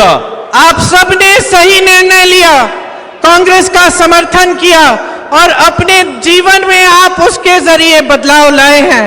ಇವತ್ತು ನೀವು ಸರಿಯಾದಂತ ನಿರ್ಧಾರನ ತಗೊಂಡಿದ್ದೀರಾ, ತಕ್ಕ ನಿರ್ಧಾರನ ತಗೊಂಡಿದ್ದೀರಾ, ಕಾಂಗ್ರೆಸ್ ಪಕ್ಷನ ಆಯ್ಕೆ ಮಾಡಿದ್ದೀರಾ, ತಮ್ಮ ಜೀವನಗಳಲ್ಲಿ ನೀವೆಲ್ಲರೂ ಕೂಡ ಇವತ್ತು ಬದಲಾವಣೆನ ನೋಡ್ತಾ ಇದ್ದೀರಾ। आज आप जानते हैं कि कर्नाटका में आपकी सरकार चल रही है। आपको गृहलक्ष्मी योजना के जरिए करोड़ों महिलाओं को मदद मिल रही है। सारी मेरी बहनें आज पूरे कर्नाटक भर में बस की यात्रा मुफ्त में कर रही हैं। गृह ज्योति योजना से आपको 200 यूनिट बिजली मुफ्त में मिलती है। अन्ना भाग्य से 4.5 करोड़ लोगों का फायदा हुआ है और युवा निधि से 1.5 लाख युवाओं को वजीफा मिल चुका है और 10 लाख युवाओं को वजीफा मिलेगा। ಇವತ್ತು ನೀವು ತಗೊಂಡಿರತಕ್ಕಂತ ಐತಿಹಾಸಿಕವಾದಂತ ನಿರ್ಧಾರದಿಂದ ಕರ್ನಾಟಕ ರಾಜ್ಯದ ಕೋಟ್ಯಾಂತರ ಹೆಣ್ಮಕ್ಕಳಿಗೆ ಗೃಹಲಕ್ಷ್ಮಿ ಯೋಜನೆ ಅಡಿಯಲ್ಲಿ 2,000 ರೂಪಾಯಿ ನೇರವಾಗಿ ಅವರಿಗೆ ಪಾವತಿ ಆಗ್ತಾ ಇದೆ। ಗೃಹ ಜ್ಯೋತಿ ಯೋಜನೆ ಅಡಿಯಲ್ಲಿ ಎಲ್ಲರಿಗೂ ಕೂಡ 200 ಯೂನಿಟ್ ವಿದ್ಯುತ್ ಉಚಿತವಾಗಿ ಕೊಡ್ತಾ ಇದ್ದಾರೆ। ಶಕ್ತಿ ಯೋಜನೆ ಅಡಿಯಲ್ಲಿ ಕೋಟ್ಯಾಂತರ ಹೆಣ್ಮಕ್ಳು ಇವತ್ತು ಬಸ್ ಅಲ್ಲಿ ಉಚಿತವಾಗಿ ಪ್ರಯಾಣ ಮಾಡ್ತಾ ಇದ್ದಾರೆ। ಅನ್ನಭಾಗ್ಯ ಯೋಜನೆ ಅಡಿಯಲ್ಲಿ ಕೋಟ್ಯಾಂತರ ಮನೆಗಳಿಗೆ 10 ಕೆಜಿ ಅಕ್ಕಿ ಬರ್ತಾ ಇದೆ। ಪ್ರತಿಭಾವಂತ ಯುವಕರಿಗೆ ಯುವ ನಿಧಿ ಯೋಜನೆ ಅಡಿಯಲ್ಲಿ 3,000 ರೂಪಾಯಿ ಭತ್ಯೆ ಇವತ್ತು ನಿಮಗೆ ಬರ್ತಾ ಇದೆ। अब जो निर्णय आप लेने जा रहे हैं इस चुनाव में, वो तय करेगा कि हमारे देश के अगले 5 सालों के लिए हमारे भविष्य में क्या होगा। ಇವತ್ತು ನೀವು ಆಗ್ತಾ ಇರತಕ್ಕಂತ ಮತದಲ್ಲಿ ನೀವಿವತ್ತು ತೀರ್ಮಾನ ಮಾಡಬೇಕಾಗಿದೆ, ಈ ದೇಶದ ಭವಿಷ್ಯ ಯಾವ ತರ ಇರಬೇಕಾಗಿದೆ, ಮುಂದಿನ ದಿನಗಳಲ್ಲಿ ಈ ದೇಶ ಯಾವ ದಿಕ್ಕಲ್ಲಿ ಸಾಗಬೇಕು ಅಂತ ನೀವು ತೀರ್ಮಾನ ಮಾಡಬೇಕಾಗಿದೆ। हमारी देश की आज परिस्थिति ये है कि जो केंद्र की सरकार है वो देश की जनता के लिए नहीं, वो बड़े बड़े खरबपतियों के लिए चल रही है। ಇವತ್ತು ಭಾರತ ದೇಶದಲ್ಲಿರ್ತಕ್ಕಂಥ ಸರ್ಕಾರ ಎಂತ ಸರ್ಕಾರ ಅಂದ್ರೆ ಈ ದೇಶದಲ್ಲಿರ್ತಕ್ಕಂಥ ಸಾಮಾನ್ಯ ಪ್ರಜೆಗಳಿಗೋಸ್ಕರ ಈ ಸರ್ಕಾರ ಏನು ಕೆಲಸ ಮಾಡ್ತಾ ಇಲ್ಲ, ಯಾರೋ ಒಬ್ಬ ಇಬ್ಬರ ಬಂಡವಾಳಿ ಶಾಹಿಗಳಿಗೆ ಮಾತ್ರ ಇವತ್ತು ಈ ಸರ್ಕಾರ ನಡೀತಾ ಇದೆ। इसका नतीजा ये है कि 45 सालों में सबसे ज्यादा बेरोजगारी आज हमारे देश में है। ಇದರ ನೇರವಾದಂತ ಪರಿಣಾಮ ಏನಂತಂದ್ರೆ 45 ವರ್ಷದಲ್ಲಿ ನಾವು ಕಾಣದೇ ಇದ್ದಂತ ನಿರುದ್ಯೋಗ ಇವತ್ತು ಭಾರತ ದೇಶದಲ್ಲಿದೆ। 70 करोड़ नवयुवक बेरोजगार हैं। 30 लाख पद केंद्र सरकार में आज खाली पड़े हैं। ಇವತ್ತು ಭಾರತ ದೇಶದ 70 ಕೋಟಿ ಯುವಕರು ನಿರುದ್ಯೋಗಿಗಳಾಗಿದ್ದಾರೆ। ಕೇಂದ್ರ ಸರ್ಕಾರದಲ್ಲಿ 30 ಲಕ್ಷ ಹುದ್ದೆಗಳು ಇವತ್ತು ಕೂಡ ತುಂಬಿಸದೆ ಖಾಲಿ ಇದೆ। आप सब मेहनत से अपने बच्चों की परवरिश करते हो, किसी भी तरह से आप मेहनत करते हो, पैसों की बचत करते हो ताकि बच्चों को अच्छा एजुकेशन, अच्छी शिक्षा मिल पाए। ಇವತ್ತು ನೀವೆಲ್ಲ ಕಷ್ಟ ಪಡ್ತೀರಾ, ನೀವೆಲ್ಲ ಶ್ರಮ ಪಡ್ತೀರಾ, ನೀವು ಕಾಸನ್ನ ಕೂಡಿಡ್ತೀರಾ, ಯಾಕಂತಂದ್ರೆ ಕಾಸನ್ನ ಕೂಡಿಟ್ಟು ನಿಮ್ ಮಕ್ಕಳಿಗೆ ಒಳ್ಳೆ ಗುಣಮಟ್ಟವಾದಂತ ವಿದ್ಯಾಭ್ಯಾಸನ ಕೊಡಬೇಕು, ಮುಂದಿನ ದಿನಗಳಲ್ಲಿ ಅವ್ರಿಗೆ ಸೂಕ್ತವಾದಂತ ಉದ್ಯೋಗಗಳು ಸಿಗಬೇಕು ಅನ್ನೋ ದೃಷ್ಟಿಯಲ್ಲಿ आज गरीब से गरीब परिवार सबसे पहले ये चाहता है कि बच्चा शिक्षित बने और बड़ा होकर उसको रोजगार मिले। ಇವತ್ತು ಈ ದೇಶದಲ್ಲಿರ್ತಕ್ಕಂಥ ಅತ್ಯಂತ ಕಡ ಬಡವರು ಕೂಡ ಅವ್ರ ಮಕ್ಕಳಿಗೆ ಒಳ್ಳೆ ವಿದ್ಯಾಭ್ಯಾಸನ ಕೊಡ್ತಾರೆ, ಯಾಕಂತಂದ್ರೆ ಅವ್ರ ಮಕ್ಕಳು ಬೆಳೆದು ಮುಂದಿನ ದಿನಗಳಲ್ಲಿ ಉತ್ತಮವಾದಂತ ಉದ್ಯೋಗಗಳನ್ನ ಪಡ್ಕೊಳ್ಳಿ ಅನ್ನಂತ ಒಂದು ದೃಷ್ಟಿಯಿಂದ किसान सारी मुश्किलों का सामना करते हुए, महंगाई का सामना करते हुए, संघर्ष करते हुए अपने बच्चों को पढ़ाता लिखाता है। ಇವತ್ತು ಈ ದೇಶದಲ್ಲಿರ್ತಕ್ಕಂಥ ರೈತರು ಸಾಕಷ್ಟು ಸಮಸ್ಯೆಗಳನ್ನ ಎದುರಿಸ್ತಾರೆ, ಸಾಕಷ್ಟು ತೊಂದರೆಗಳನ್ನ ಅನುಭವಿಸ್ತಾರೆ.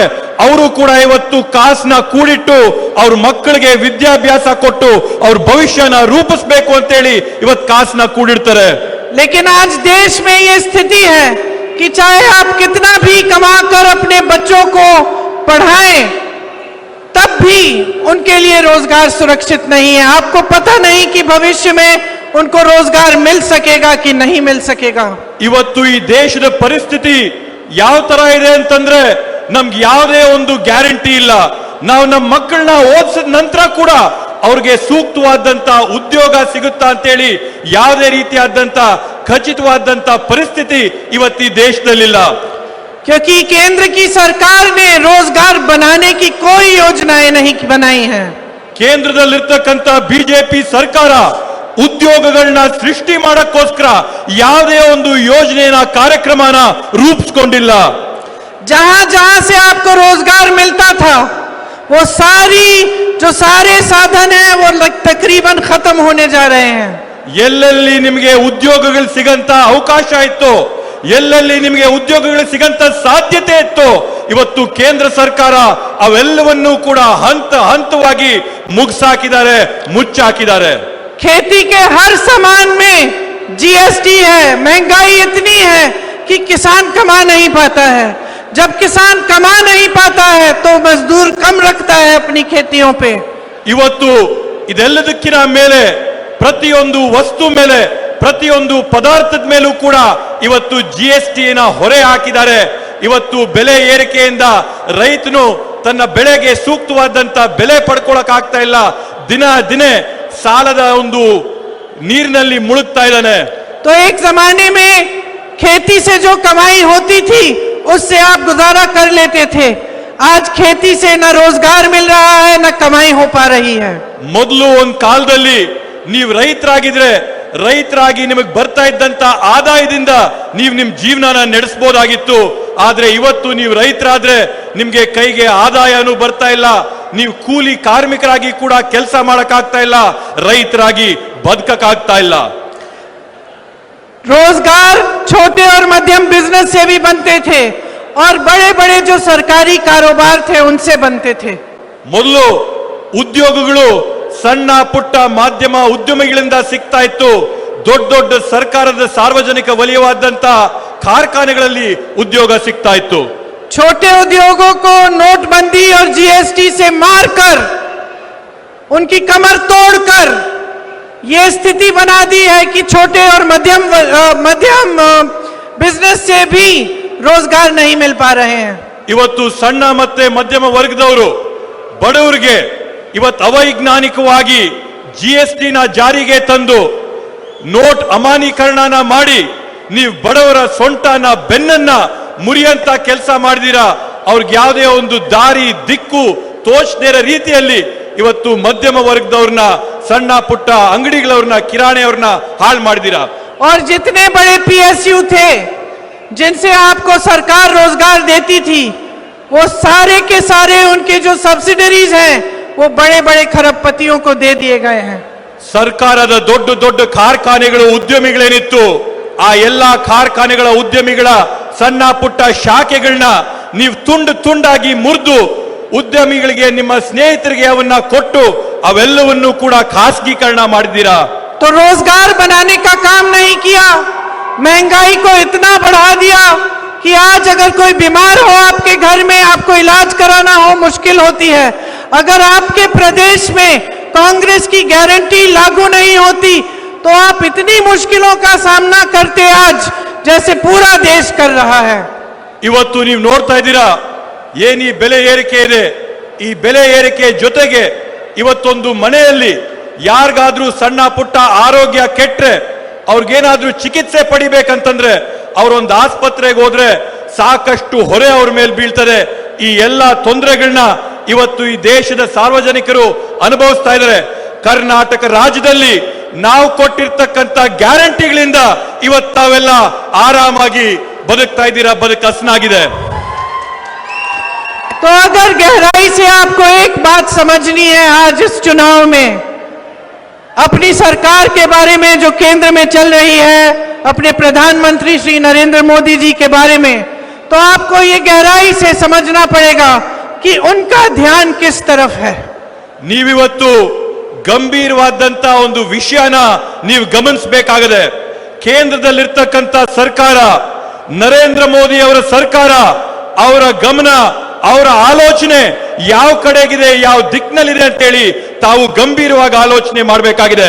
आपको टीवी पे दिखता है कि मोदी जी बड़े बड़े इवेंट कर रहे हैं, ऐसे बड़े बड़े मंचों पे खड़े हैं, लेकिन आपको ये कभी नहीं दिखता कि मोदी जी किसी गरीब के घर गए हैं, किसी किसान से हालचाल पूछने गए हैं। ನೀವಿವತ್ತು ಮಾಧ್ಯಮಗಳಲ್ಲಿ, ಟಿವಿಗಳಲ್ಲಿ ನೋಡ್ತೀರಾ, ನರೇಂದ್ರ ಮೋದಿ ಅವರು ದೊಡ್ಡ ದೊಡ್ಡ ಕಾರ್ಯಕ್ರಮಗಳಲ್ಲಿ ಭಾಗವಹಿಸ್ತಾರೆ, ದೊಡ್ಡ ದೊಡ್ಡ ವೇದಿಕೆಗಳ ಮೇಲೆ ಬಂದು ಭಾಷಣಗಳು ಮಾಡ್ತಾರೆ, ವಿಜೃಂಭಣೆಯಿಂದ ಕಾರ್ಯಕ್ರಮಗಳನ್ನ ಮಾಡ್ತಾರೆ. ಆದ್ರೆ ಇವತ್ತವರೆಗೂ ಕೂಡ ನೀವು ನರೇಂದ್ರ ಮೋದಿ ಅವ್ರನ್ನ ಒಬ್ಬ ಬಡ ರೈತನ ಜೊತೆ ನೋಡಿಲ್ಲ, ಒಬ್ಬ ನಿರುದ್ಯೋಗಿ ಯುವಕನ ಜೊತೆ ನೋಡಿಲ್ಲ, ಒಬ್ಬ ಹಿಂದುಳಿದವ್ರ ಜೊತೆ ನರೇಂದ್ರ ಮೋದಿ ಅವರು ಕಾಣಿಸಿಲ್ಲ. वो बातें अच्छी अच्छी करते हैं, कहते हैं सबका साथ, सबका विकास, कहते हैं कि गरीबों के लिए काम कर रहे हैं, लेकिन सच्चाई ये है कि उनकी सारी नीतियां बड़े बड़े खरबपतियों के फायदे के लिए बनती हैं। ಇವತ್ತು ನರೇಂದ್ರ ಮೋದಿಜಿ ಅವರು ದೊಡ್ಡ ದೊಡ್ಡ ಘೋಷಣೆಗಳನ್ನ ಕೂಗ್ತಾರೆ, ಎಲ್ಲರ ಮುಂದೆ ಹೇಳ್ತಾರೆ ಸಬ್ಕೆ ಸಾಥ್ ಸಬ್ಕಾ ವಿಕಾಸ್ ಅಂತೇಳಿ, ಎಲ್ಲರ ಜೊತೆ ಎಲ್ಲರನ್ನ ನಾವು ವಿಕಾಸ ಮಾಡ್ತೀವಿ ಅಂತೇಳಿ. ಆದ್ರೆ ಇವತ್ತವರೆಗೂ ಕೂಡ ಸಾರ್ವಜನಿಕರನ್ನ ಯಾರನ್ನೂ ವಿಕಾಸ ಮಾಡಿಲ್ಲ. ನರೇಂದ್ರ ಮೋದಿ ಅವರ ಆಯ್ದ ಕೆಲವೊಬ್ಬ ಸ್ನೇಹಿತರನ್ನ ಅವ್ರು ಮಾತ್ರ ವಿಕಾಸ ಮಾಡಿದ್ದಾರೆ. इसका प्रमाण ये है कि सारा आज देश का कोयला, देश का पावर, बिजली, देश के बंदरगाह, देश के हवाई अड्डे, देश की सड़कें आज सारी की सारी उनके बड़े मित्रों को, खरबपति मित्रों को सौंप दी गई हैं। ಇವತ್ತಿದ್ರ ನೇರವಾದಂತ ಪರಿಣಾಮ ಏನಂತಂದ್ರೆ, ಈ ದೇಶದಲ್ಲಿರ್ತಕ್ಕಂಥ ವಿಮಾನ ನಿಲ್ದಾಣಗಳು, ಬಂದರುಗಳು, ದೇಶದಲ್ಲಿರ್ತಕ್ಕಂಥ ಹೆದ್ದಾರಿಗಳು, ಈ ದೇಶದಲ್ಲಿರ್ತಕ್ಕಂಥ ಬ್ರಿಡ್ಜ್ಗಳು, ಈ ದೇಶದಲ್ಲಿರ್ತಕ್ಕಂಥ ವಿದ್ಯುತ್ ಸ್ಥಾವರ ಘಟಕಗಳು, ಇವೆಲ್ಲವನ್ನೂ ಕೂಡ ನರೇಂದ್ರ ಮೋದಿ ಅವರ ಆಯ್ದ ಸ್ನೇಹಿತರಿಗೆ ಇವತ್ತವರು ಮಾರ್ಕೊಟ್ಟಿದ್ದಾರೆ. जब ये पूछते हैं कि 70 सालों में कांग्रेस पार्टी ने क्या किया, तो आप सोचिए कि ये सारा कांग्रेस पार्टी ने ही खड़ा किया था। ಇವತ್ತು ನೀವು ಆಲೋಚನೆ ಮಾಡಿ, ನರೇಂದ್ರ ಮೋದಿ ಅವರು ಪ್ರಶ್ನೆ ಮಾಡ್ತಾರೆ, 70 ವರ್ಷದಲ್ಲಿ ಕಾಂಗ್ರೆಸ್ ಪಕ್ಷ ಏನ್ ಮಾಡಿತ್ತು ಅಂತೇಳಿ. 70 ವರ್ಷಗಳಲ್ಲಿ ನರೇಂದ್ರ ಮೋದಿ ಅವರೇ ಕಾಂಗ್ರೆಸ್ ಪಕ್ಷ ಈ ಎಲ್ಲ ಸಂಸ್ಥೆಗಳನ್ನ ಕಟ್ಟಿತ್ತು. चाहे प्राइवेट सेक्टर हो या पब्लिक सेक्टर हो, इस देश की जनता के समर्थन, उसकी मेहनत के साथ कांग्रेस पार्टी ने ये सेक्टर्स खड़े किए। ಇವತ್ತು ಖಾಸಗಿಯ ವಲಯಗಳಲ್ಲಾಗಿರ್ಬೋದು, ಸರ್ಕಾರಿ ವಲಯಗಳಲ್ಲಾಗಿರ್ಬೋದು, ಈ ಎಲ್ಲ ಅಭಿವೃದ್ಧಿಗಳನ್ನ, ಈ ಎಲ್ಲ ಡೆವಲಪ್ಮೆಂಟ್ ನ ಕಾಂಗ್ರೆಸ್ ಪಕ್ಷ ಈ ದೇಶದ ಜನರ ಜೊತೆಗೆ ನಿಂತು ಈ ಅಭಿವೃದ್ಧಿ ಕೆಲಸಗಳನ್ನ ಮಾಡಿಕೊಟ್ಟಿದೆ. इनसे आपको रोजगार मिलता था, इनमें आपको आरक्षण भी मिलता था। ಇದರಲ್ಲಿ ನಿಮ್ಗೆ ಉದ್ಯೋಗನೂ ಸಿಗ್ತಾ ಇತ್ತು, ಇದರಲ್ಲಿ ನಿಮ್ಗೆ ಮೀಸಲಾತಿ ಕೂಡ ಸಿಗ್ತಾ ಇತ್ತು. आज जब मोदी जी ये जितनी भी सरकारी जो बड़े बड़े कॉरपोरेशन, बड़ी बड़ी कंपनियां हैं, उनको जब अपने मित्रों को देते हैं, तो जब ये प्राइवेट बनता है तो आपके आरक्षण भी घटते हैं। ಇವತ್ತು ನರೇಂದ್ರ ಮೋದಿಜಿ ಅವರು ಈ ದೇಶದ ದೊಡ್ಡ ದೊಡ್ಡ ಸಂಸ್ಥೆಗಳನ್ನ, ಉದ್ಯಮಿಗಳನ್ನ, ಕಾರ್ಖಾನೆಗಳನ್ನ ಅವ್ರ ಸ್ನೇಹಿತರಿಗೆ ಖಾಸಗೀಕರಣ ಮಾಡಿ ಕೊಟ್ಟಂತ ಸಂದರ್ಭದಲ್ಲಿ ಈ ಸಂಸ್ಥೆಗಳಿದ್ದಂತ ಮೀಸಲಾತಿ ರದ್ದಾಗುತ್ತೆ, ಮೀಸಲಾತಿ ಮುಗಿದೋಗುತ್ತೆ. जब देश की सारी संपत्ति ये लेकर अपने 5-6 बड़े बड़े खरबपति मित्रों को देते हैं, तो ये अपने आप में एक बहुत बड़ा भ्रष्टाचार है। ಇವತ್ತು ಈ ದೇಶದ ಸಂಪತ್ತನ್ನ, ಈ ದೇಶದ ಆಸ್ತಿಯನ್ನ ಇವ್ರು ತೆಗೆದುಕೊಂಡು ಅವರ 5-6 ಸ್ನೇಹಿತರಿಗೆ ಕೊಟ್ಟಂತ ಸಂದರ್ಭದಲ್ಲಿ ಇದೇ ದೇಶದಲ್ಲಿರ್ತಕ್ಕಂಥ ಅತ್ಯಂತ ದೊಡ್ಡ ಭ್ರಷ್ಟಾಚಾರದ ಉದಾಹರಣೆ. ये सारी संपत्ति, सारा धन आपका है, जो आपकी स्कीमों में, आपके प्रोग्रामों में जाना चाहिए। अगर सरकार की नीयत ठीक होती, तो जैसे कांग्रेस की सरकार ने यहाँ पे गारंटी के द्वारा आपकी संपत्ति वापस आपके हाथों में डाली है, तो केंद्र की सरकार भी ये काम करके दिखाती। ಇವತ್ತು ಈ ಎಲ್ಲ ಆಸ್ತಿಗಳೇನಿದೆ, ಈ ಎಲ್ಲ ಅಂತಸ್ತೇನಿದೆ, ಸಂಪತ್ತೇನಿದೆ, ಇವೆಲ್ಲವೂ ಕೂಡ ನಿಮಗೆ ಸೇರಿದಂತದ್ದು, ಇವೆಲ್ಲ ಕೂಡ ನಿಮ್ಮ ಪರಿಶ್ರಮದಿಂದ ಆದಂತದ್ದು. ಇವತ್ತು ನರೇಂದ್ರ ಮೋದಿ ಅವರು ಈ ಸಂಪತ್ತನ್ನ ವಾಪಸ್ಸು ಸಾರ್ವಜನಿಕರಿಗೆ ಕೊಡಂತ ಯಾವೊಂದು ಕಾರ್ಯಕ್ರಮನೂ ಕೂಡ ರೂಪಿಸಿಲ್ಲ. ಕರ್ನಾಟಕ ರಾಜ್ಯದಲ್ಲಿರ್ತಕ್ಕಂಥ ಕಾಂಗ್ರೆಸ್ ಸರ್ಕಾರ ಇವತ್ತನ್ನ ಗ್ಯಾರಂಟಿ ಯೋಜನೆಗಳ ಮೂಲಕವಾಗಿ ನಿಮ್ಮ ಹಕ್ಕನ್ನ, ನಿಮ್ಮ ಸ್ವತ್ತಂತ ನಿಮಗೆ ವಾಪಸ್ ಕೊಡಂತ ಕೆಲಸನ ನಮ್ಮ ಕಾಂಗ್ರೆಸ್ ಸರ್ಕಾರ ಮಾಡ್ತಾ ಇದೆ. इनके 10 साल के राज के बाद अगर हम किसी भी देशवासी से पूछें कि क्या तुम्हारे जीवन में तरक्की आई है, क्या ये नरेंद्र मोदी जी की जो केंद्र सरकार है इसने तुम्हें रोजगार दिलवाया, क्या तुम्हारे जीवन में कम मुश्किलें हैं कि ज्यादा मुश्किलें हैं, तो एक ही जवाब मिलता है कि हमारे जीवन में तरक्की नहीं आई, हमारी मुश्किलें बढ़ी हैं। ಇವತ್ತು ನೀವು ಕಳೆದ 10 ವರ್ಷದಿಂದ ನರೇಂದ್ರ ಮೋದಿ ಅವರ ಸರ್ಕಾರ ಅಧಿಕಾರಕ್ಕೆ ಬಂದಾಗಿಂದ ನೀವು ಜನರನ್ನ ಹೋಗಿ ಪ್ರಶ್ನೆ ಮಾಡಿ, ನಿಮ್ ಜೀವನಗಳಲ್ಲಿದ್ದಂತ ಸಂಕಷ್ಟ, ನೀವು ಅನುಭವಿಸ್ತಾ ಇದ್ದಂತ ತೊಂದರೆಗಳು ಇವತ್ತೇನಾದ್ರೂ ಕಡಿಮೆ ಆಗಿದೆಯಾ? ನಿಮ್ ಬದುಕೇನಾದ್ರೂ ಹಸನಾಗಿದೆಯಾ? ನಿಮ್ ತೊಂದರೆಗಳಿಗೆ ಏನಾದ್ರೂ ಪರಿಹಾರ ಸಿಕ್ಕಿದೆಯಾ ಅಂತೇಳಿ ನೀವು ಸಾರ್ವಜನಿಕರನ್ನ ಹೋಗ್ಬಿಟ್ಟು ಪ್ರಶ್ನೆ ಮಾಡಿದ್ರೆ ಇವತ್ತೆಲ್ಲರೂ ಕೊಡಂತ ಉತ್ತರ ಒಂದೇನೆ, ಯಾರ ಬದುಕು ಕೂಡ ಹಿಂದಕ್ಕಿನ ಚೆನ್ನಾಗಾಗಿಲ್ಲ, ಎಲ್ಲರೂ ಕೂಡ ಇನ್ನೂ ಜಾಸ್ತಿ ಸಂಕಷ್ಟಕ್ಕೆ ಇವತ್ತು ಸಿಲುಕಿ ಹೋಗಿದ್ದಾರೆ. तो इस देश का गरीब, इस देश का किसान, इस देश का मजदूर और गरीबी में ढकेला जा रहा है, और इस देश के जो बड़े बड़े खरबपति हैं वो और भी अमीर होते चले जा रहे हैं। ಇವತ್ತು ಈ ದೇಶದಲ್ಲಿರ್ತಕ್ಕಂಥ ರೈತರು, ಕಾರ್ಮಿಕರು, ಬಡವರು ಬಡತನದಿಂದ ಇನ್ನ ಅತ್ಯಂತ ಬಡವರು ಆಗ್ತಾ ಇದ್ದಾರೆ. ಅವ್ರಿಗೆ ಸಂಪಾದನೆ ಆಗ್ತಾ ಇಲ್ಲ. ಆದ್ರೆ ಈ ದೇಶದಲ್ಲಿರ್ತಕ್ಕಂಥ ಶ್ರೀಮಂತರನ್ನ ನೀವು ನೋಡಿದ್ರೆ ಶ್ರೀಮಂತರ ಹಣ ದುಪ್ಪಟ್ಟು, 3 ಪಟ್ಟು, 4 ಪಟ್ಟಾಗಿ ಅವ್ರು ಇನ್ನೂ ಸಾಹುಕಾರರಾಗ್ತಾ ಇದ್ದಾರೆ. इसके साथ साथ 10 सालों में एक और चीज भी हुई है। ಇದ್ರ ಜೊತೆಗೆ 10 ವರ್ಷದಲ್ಲಿ ಇನ್ನೊಂದು ಕೆಲಸ ಕೂಡ ಆಗಿದೆ. भाजपा पार्टी दुनिया की सबसे अमीर पार्टी बन गई है। ಭಾರತೀಯ ಜನತಾ ಪಾರ್ಟಿ ಈ ವಿಶ್ವದಲ್ಲೇ ಅತ್ಯಂತ ಸಾಹುಕಾರ ಪಾರ್ಟಿಯಾಗಿ ಪರಿವರ್ತನೆ ಆಗಿದೆ. देश की नहीं, पूरी दुनिया की सबसे अमीर पार्टी है। ಈ ದೇಶ ಅಲ್ಲ, ಈ ವಿಶ್ವದಲ್ಲೇ ಅತ್ಯಂತ ಸಾಹುಕಾರ ಪಾರ್ಟಿ ಬಿಜೆಪಿ ಪಾರ್ಟಿ. एक रिपोर्ट आई कि इन्होंने इन सालों में 60,000 करोड़ रुपए अपनी पार्टी पे ही खर्चे हैं।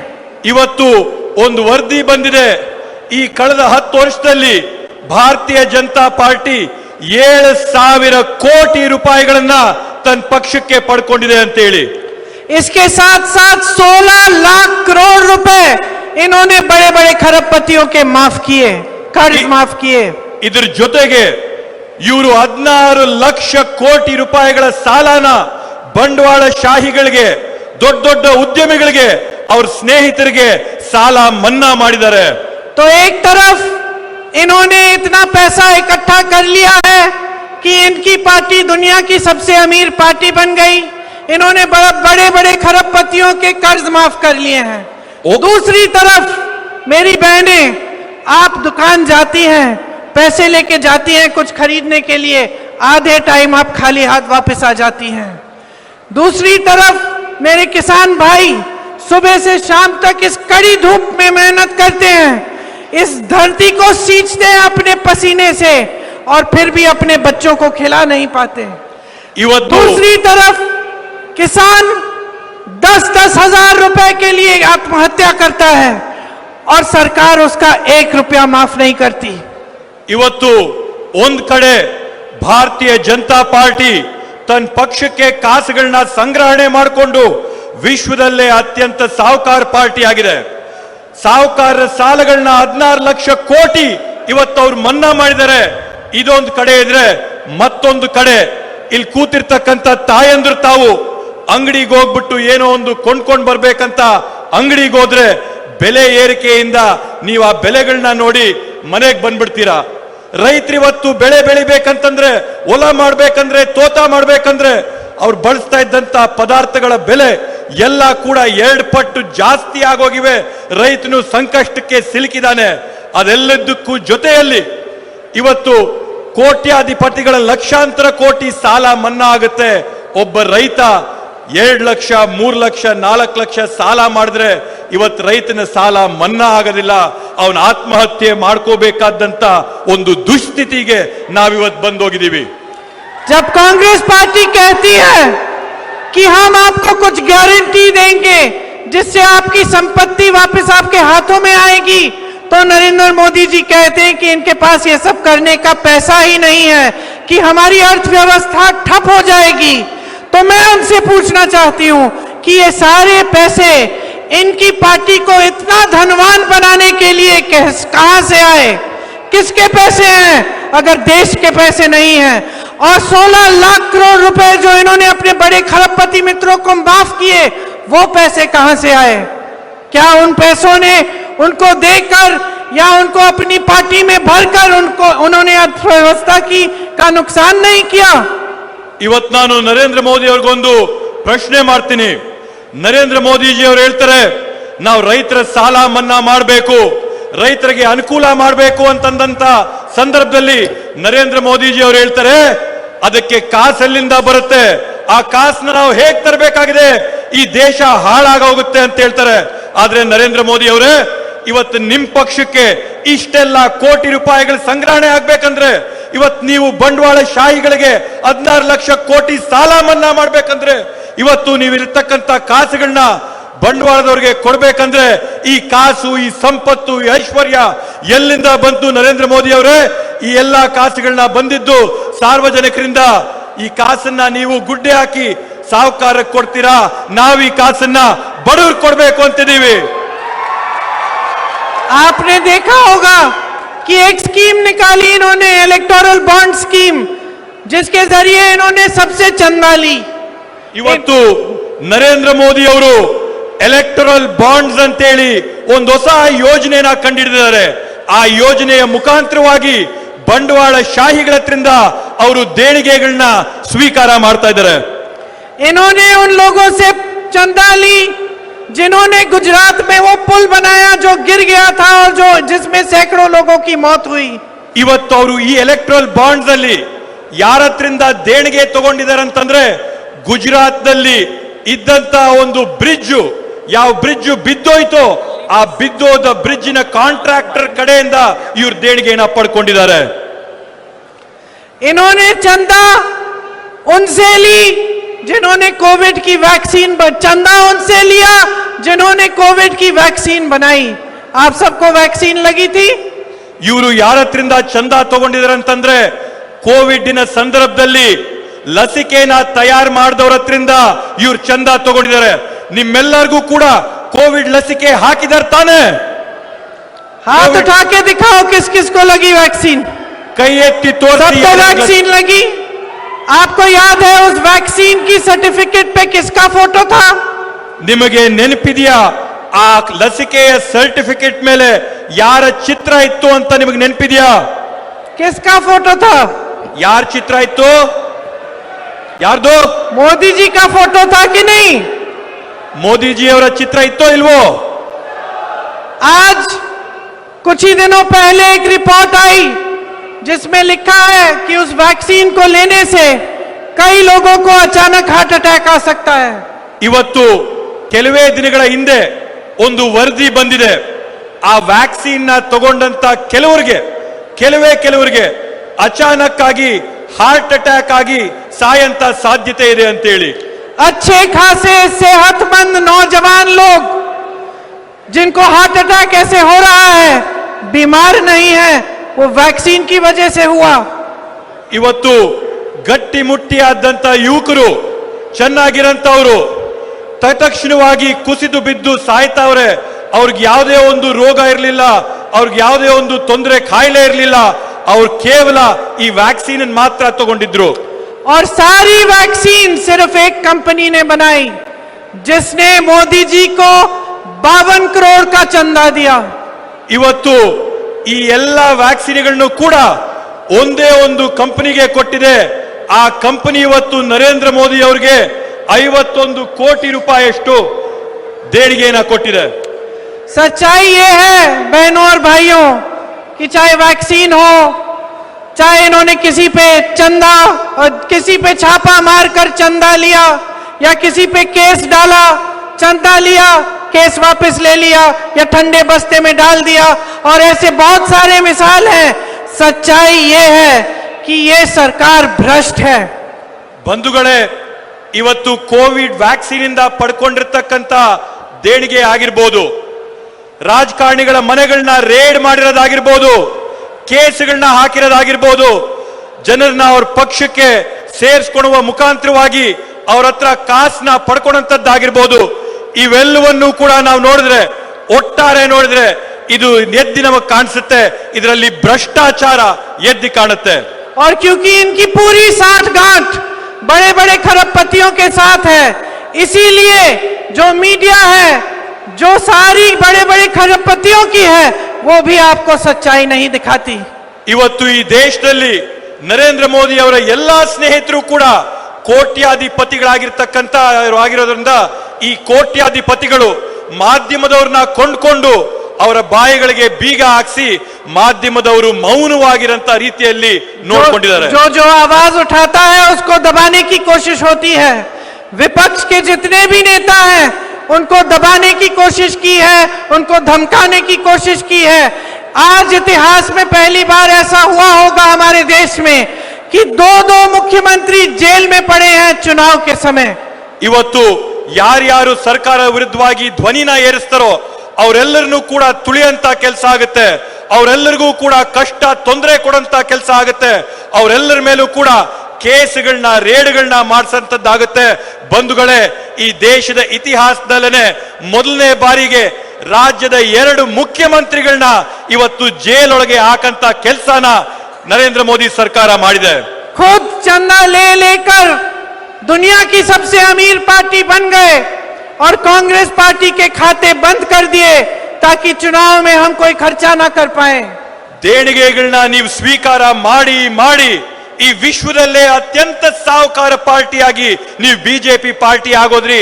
ಅಷ್ಟಲ್ಲದೆ ಇವತ್ತು ಕಾಂಗ್ರೆಸ್ ಪಕ್ಷದ ಬ್ಯಾಂಕ್ ಖಾತೆಗಳಿಗೆ ನೀವು ಬೀಗ ಹಾಕಿಸಿ ಅವನ್ನ ಇವತ್ತು ಲಾಕ್ ಮಾಡಿ ಫ್ರೀಸ್ ಮಾಡಿಕ್ಕಿದ್ದೀರಾ. तो आपकी इतनी सारी समस्याएं हैं, महंगाई है, बेरोजगारी है. अगर आपके पास कांग्रेस की गारंटी न होती तो और भी मुश्किलें होती जैसे पूरे देश भर में है. देश की सरकार भ्रष्ट है, बड़े बड़े खरबपतियों के साथ पूरी साठगांठ है. और आपके प्रधानमंत्री जब भी आपके सामने आते हैं तो आपकी बात नहीं करते, आपके विकास की बात नहीं करते. किस तरह से किसानों को आगे बढ़ाएंगे, कैसे महिलाओं को आत्मनिर्भर बनाएंगे, किस तरह से नौजवानों को रोजगार देंगे, ये सब बातें कभी नहीं करते. ಇವತ್ತು ನೀವು ಸಾಕಷ್ಟು ಸಮಸ್ಯೆಗಳನ್ನ ಎದುರಿಸ್ತಾ ಇದ್ದೀರಾ. ನಿರುದ್ಯೋಗ ಸಮಸ್ಯೆ ಎದುರಿಸ್ತಾ ಇದ್ದೀರಾ, ಬೆಲೆ ಏರಿಕೆಯ ಸಮಸ್ಯೆನ ನೀವಿವತ್ತು ಎದುರಿಸ್ತಾ ಇದ್ದೀರಾ. ಆದ್ರೆ ಈ ದೇಶದ ಪ್ರಧಾನ ಮಂತ್ರಿಗಳು ನಿಮ್ ಮುಂದೆ ಬಂದು ಮಾತಾಡಿದಾಗ ಅವರು ನಿರುದ್ಯೋಗದ ಬಗ್ಗೆ ಅವರು ಮಾತಾಡೋದಿಲ್ಲ, ಅವ್ರ ಬೆಲೆ ಏರಿಕೆ ಬಗ್ಗೆ ಅವರು ಮಾತಾಡೋದಿಲ್ಲ, ಅವ್ರು ನಿಮ್ಗೆ ಯಾವುದೇ ರೀತಿಯಾದಂತ ಪರಿಹಾರಗಳನ್ನ ಕಂಡುಕೊಡಂತ ಒಂದು ಕಾರ್ಯಕ್ರಮನ ರೂಪಿಸಿಲ್ಲ. ಕರ್ನಾಟಕ ರಾಜ್ಯದಲ್ಲಿರ್ತಕ್ಕಂಥ ಗ್ಯಾರಂಟಿಗಳಿಂದ ಇವತ್ತು ಕರ್ನಾಟಕ ರಾಜ್ಯದ ಪ್ರಜೆಗಳು ನೀವು ಸಂತೃಪ್ತರಾಗಿದ್ದೀರಾ. ಆದ್ರೆ ದೇಶದಲ್ಲಿರ್ತಕ್ಕಂಥ ಪರಿಸ್ಥಿತಿ ಇವತ್ತು ಬದಲಾಗಬೇಕಾಗಿದೆ, ಯೋಜನೆಗಳನ್ನ ನಾವು ರೂಪಿಸ್ಕೋಬೇಕಾಗಿದೆ. आप प्रधानमंत्री चुनते हैं, एक ऐतिहासिक परंपरा है हमारे देश में. कितने महापुरुष प्रधानमंत्री रहे, पंडित जवाहरलाल नेहरू जैसे, शास्त्री जी जैसे बड़े बड़े नेता रहे. 2 प्रधानमंत्री शहीद हुए. आप प्रधानमंत्री जब चुनते हैं तो आपका पूरा आदर उनके प्रति होता है और आपकी ये आशा होती है कि जिस पद पे वो आसीन है उस पद की गरिमा वो रखेंगे. ಇವತ್ತು ಈ ದೇಶದಲ್ಲಿ ಪ್ರಧಾನ ಮಂತ್ರಿಗಳನ್ನ ಆಯ್ಕೆ ಮಾಡಂತ ಒಂದು ಒಳ್ಳೆ ಸಂಸ್ಕೃತಿ ಇತಿಹಾಸ ಇದೆ. ಈ ದೇಶದಲ್ಲಿ ನಾವು ಜವಾಹರ್ಲಾಲ್ ನೆಹರು ಅವರು, ಲಾಲ್ ಬಹದ್ದೂರ್ ಶಾಸ್ತ್ರಿ ಅವರು ಈ ರೀತಿಯಾದಂತ ಉತ್ತಮವಾದಂತ ಪ್ರಧಾನ ಮಂತ್ರಿಗಳನ್ನ ಆಯ್ಕೆ ಮಾಡ್ಕೊಳ್ಳಂತ ಒಂದು ಇತಿಹಾಸ ಇದೆ. ಸಾರ್ವಜನಿಕರಿಗೆ ಕೆಲಸ ಮಾಡಂತ ಒಂದು ಬದ್ಧತೆ ಇದ್ದಂತ ನಾಯಕರನ್ನ ನಾವು ಆಯ್ಕೆ ಮಾಡ್ತೀವಿ. ಪ್ರಜೆಗಳ ಕಷ್ಟ ಸುಖ ದುಃಖ ನೋವುಗಳನ್ನ ಅರ್ಥಕೊಂಡು ಆಲಿಸಿ ಅದಕ್ಕೆ ಪರಿಹಾರ ಕಂಡುಕೊಡಂತ ನಾಯಕರು ಪ್ರಧಾನಮಂತ್ರಿಗಳಾಗಬೇಕು ಅಂತೇಳಿ ನಾವು ಆಶಯಗಳನ್ನ ಇಟ್ಕೊಂಡಿರ್ತೀವಿ. लेकिन आज हमारे प्रधानमंत्री मंच पर आते हैं, उनके साथ एक ऐसे नेता आते हैं जिन्होंने सैकड़ों महिलाओं का बलात्कार किया और प्रधानमंत्री उनके नाम पर वोट मांगते हैं. ಇವತ್ತು ಎಂತ ದುಷ್ಪರಿಸ್ಥಿತಿ ಬಂದಿದೆ ಅಂತಂದ್ರೆ ಇವತ್ತು ನೂರಾರು ಹೆಣ್ಮಕ್ಳ ಮೇಲೆ ದೌರ್ಜನ್ಯ ಬಲಾತ್ಕಾರ ಮಾಡಿದಂತ ಒಬ್ಬ ಅಭ್ಯರ್ಥಿ ಜೊತೆಗೆ ಪ್ರಧಾನಮಂತ್ರಿ ವೇದಿಕೆ ಮೇಲೆ ಬಂದು ನಿಂತು ಆ ಅಭ್ಯರ್ಥಿನ ಕೈ ಎತ್ತಿ ಅವನ ಪರವಾಗಿ ಮತಯಾಚನೆ ಮಾಡ್ತಾ ಇದ್ದಾರೆ. और जब सारी बातें बाहर आती हैं तो ये आदमी भाग जाता है, निकल जाता है देश से, और प्रधानमंत्री जी और गृह मंत्री जी उनको पता ही नहीं चलता. वो आपके सामने आकर क्या कहते हैं, कुछ कहते हैं जैसे उनको पता ही नहीं है. ಇವತ್ತು ಎಲ್ಲ ವಿಷಯಗಳು ಹೊರಗೆ ಬಂದಾಗ ಎಲ್ಲ ವಿಷಯಗಳು ಬಯಲಾದಾಗ ಈ ದೇಶದ ಪ್ರಧಾನಮಂತ್ರಿಗಳು ಗೃಹ ಸಚಿವರು ಈ ವಿಷಯದ ಬಗ್ಗೆ ಯಾವೊಂದು ಮಾಹಿತಿ ಇಲ್ಲದೆ ಇದ್ದಂಗೆ ನಾಟಕ ಮಾಡ್ತಾರೆ. ಏನು ಕೂಡ ಗಮನಕ್ಕೆ ಬರದೇ ಇದ್ದಂಗೆ ಈ ವ್ಯಕ್ತಿ ದೇಶ ಬಿಟ್ಟು ಹೊರಗೋದ್ರೂ ಕೂಡ ಅವನ ಬಗ್ಗೆ ಯಾವೊಂದು ತಿಳುವಳಿಕೆ ಇಲ್ಲ ಅಂತೇಳಿ ಇವತ್ತು ನಾಟಕ ಮಾಡ್ತಾ ಇದ್ದಾರೆ ಪ್ರಧಾನಮಂತ್ರಿ ಮತ್ತೆ ಗೃಹ ಸಚಿವರು. इनको सब कुछ पता होता है, सारी जानकारी होती है कौन सा नेता कहां है, कहां जा रहा है, और ये नेता भाग के निकल गया, इनको पता नहीं चला. ಇವ್ರಿಗೆ ಎಲ್ಲ ರಾಜಕಾರಣಿಗಳ ಬಗ್ಗೆ ಮಾಹಿತಿ ಇರ್ತದೆ, ಯಾವ ರಾಜಕಾರಣಿಗಳು ಎಲ್ಲಿರ್ತಾರೆ ಏನ್ ಮಾಡ್ತಾ ಇರ್ತಾರೆ ಅಂತೇಳಿ ಇವ್ರಿಗೆಲ್ಲ ಮಾಹಿತಿ ಇರುತ್ತೆ. ಆದ್ರೆ ಇವತ್ತು ದೇಶ ಬಿಟ್ಟು ಹೊರಗಡೆಗೆ ಪರಾರಿಯಾದಂತ ಸಂದರ್ಭದಲ್ಲಿ ಇವ್ರಿಗೆ ಮಾಹಿತಿ ಇಲ್ಲ ಅಂತೇಳಿ ನಾಟಕ ಮಾಡ್ತಾರೆ. इन्होंने अपनी पद की गरिमा इतनी इस स्तर पे ले आए हैं ये कि आज चुनाव के समय आपसे बहकी बहकी बातें करते हैं. ಇವತ್ತು ಇವರು ಯಾವ ರೀತಿಯಾದಂತ ಒಂದು ಪರಿಸ್ಥಿತಿಗೆ ಬಂದಿದ್ದಾರೆ ಅಂತಂದ್ರೆ ಚುನಾವಣೆಯ ಸಂದರ್ಭ ಬಂದಿದೆ, ಚುನಾವಣೆ ನಡೀತಾ ಇದೆ ಅಂತೇಳಿ ತಮ್ಮ ಹತ್ರ ಎಲ್ಲರೂ ಕೂಡ ಹುಚ್ಚುಚ್ಚಾದಂತ ಮಾತುಗಳನ್ನ ಮಾತಾಡ್ತಾ ಇದ್ದಾರೆ. एक तरफ कहते हैं कि महिलाओं को आत्मनिर्भर बनाना है, दूसरी तरफ जहां जहां महिलाओं के साथ अत्याचार हुआ है वो किसके पक्ष में खड़े हुए हैं और किसकी रक्षा की है उन्होंने, महिलाओं की नहीं, जिन्होंने अत्याचार किया है उनके पक्ष में खड़े रहे. ಒಂದ್ ಕಡೆ ಇವ್ರು ಹೇಳ್ತಾರೆ ಹೆಣ್ಮಕ್ಕಳನ್ನ ಉಳಿಸ್ಬೇಕು, ಹೆಣ್ಮಕ್ಕಳನ್ನ ಬೆಳೆಸ್ಬೇಕು ಅಂತೇಳಿ, ಮತ್ತೊಂದ್ ಕಡೆ ಯಾವಾಗ ಹೆಣ್ಮಕ್ಕಳ ಮೇಲೆ ದೌರ್ಜನ್ಯ ಆಗ್ತದೆ, ಹಲ್ಲೆ ಆಗ್ತದೆ, ಅತಿಕ್ರಮಣ ಆಗ್ತದೆ, ಆ ಎಲ್ಲಾ ಸಂದರ್ಭಗಳಲ್ಲಿ ಕೂಡ ಇವರು ಹೆಣ್ಮಕ್ಕಳ ಪರವಾಗಲ್ಲ, ಯಾರ ಹೆಣ್ಮಕ್ಕಳ ಮೇಲೆ ದೌರ್ಜನ್ಯ ಅತಿಕ್ರಮಣ ಮಾಡ್ತಾರೆ ಅವ್ರ ಪರವಾಗಿ ನಿಲ್ಲಂತ ಉದಾಹರಣೆಗಳು ನಾವು ನೋಡಿದೀವಿ. किस मुंह से कह सकते हैं कि ये महिलाओं की सुरक्षा कराएंगे? ಇವ್ರು ಯಾವ ರೀತಿಯಲ್ಲಿ ಹೇಳ್ತಾರೆ ನಾವು ಹೆಣ್ಮಕ್ಕಳನ್ನ ಕಾಪಾಡ್ತೀವಿ ಅಂತೇಳಿ, ಯಾವ ನಾಲ್ಗೆಯಿಂದ ಇವ್ರು ಹೇಳ್ತಾರೆ? चुनाव के मंच पे आकर पाकिस्तान की बात करते हैं जब चुनाव भारत में है. ಚುನಾವಣೆಯ ಸಂದರ್ಭದಲ್ಲಿ ವೇದಿಕೆ ಮೇಲೆ ಬಂದು ಪಾಕಿಸ್ತಾನದ ಬಗ್ಗೆ ವಿಷಯಗಳು ಮಾತಾಡ್ತಾರೆ. ಚುನಾವಣೆ ನಡೀತಾ ಇರ್ತಕ್ಕಂಥದ್ದು ಭಾರತ ದೇಶದಲ್ಲಿ ಭಾರತದ ಸಮಸ್ಯೆಗಳ ಬಗ್ಗೆ. 2 दिन पहले गुजरात गए और सबको बताने लग गए कि कांग्रेस पार्टी एक्सरे मशीन लेके आपके घरों में आएगी, आपका सोना चुराएगी.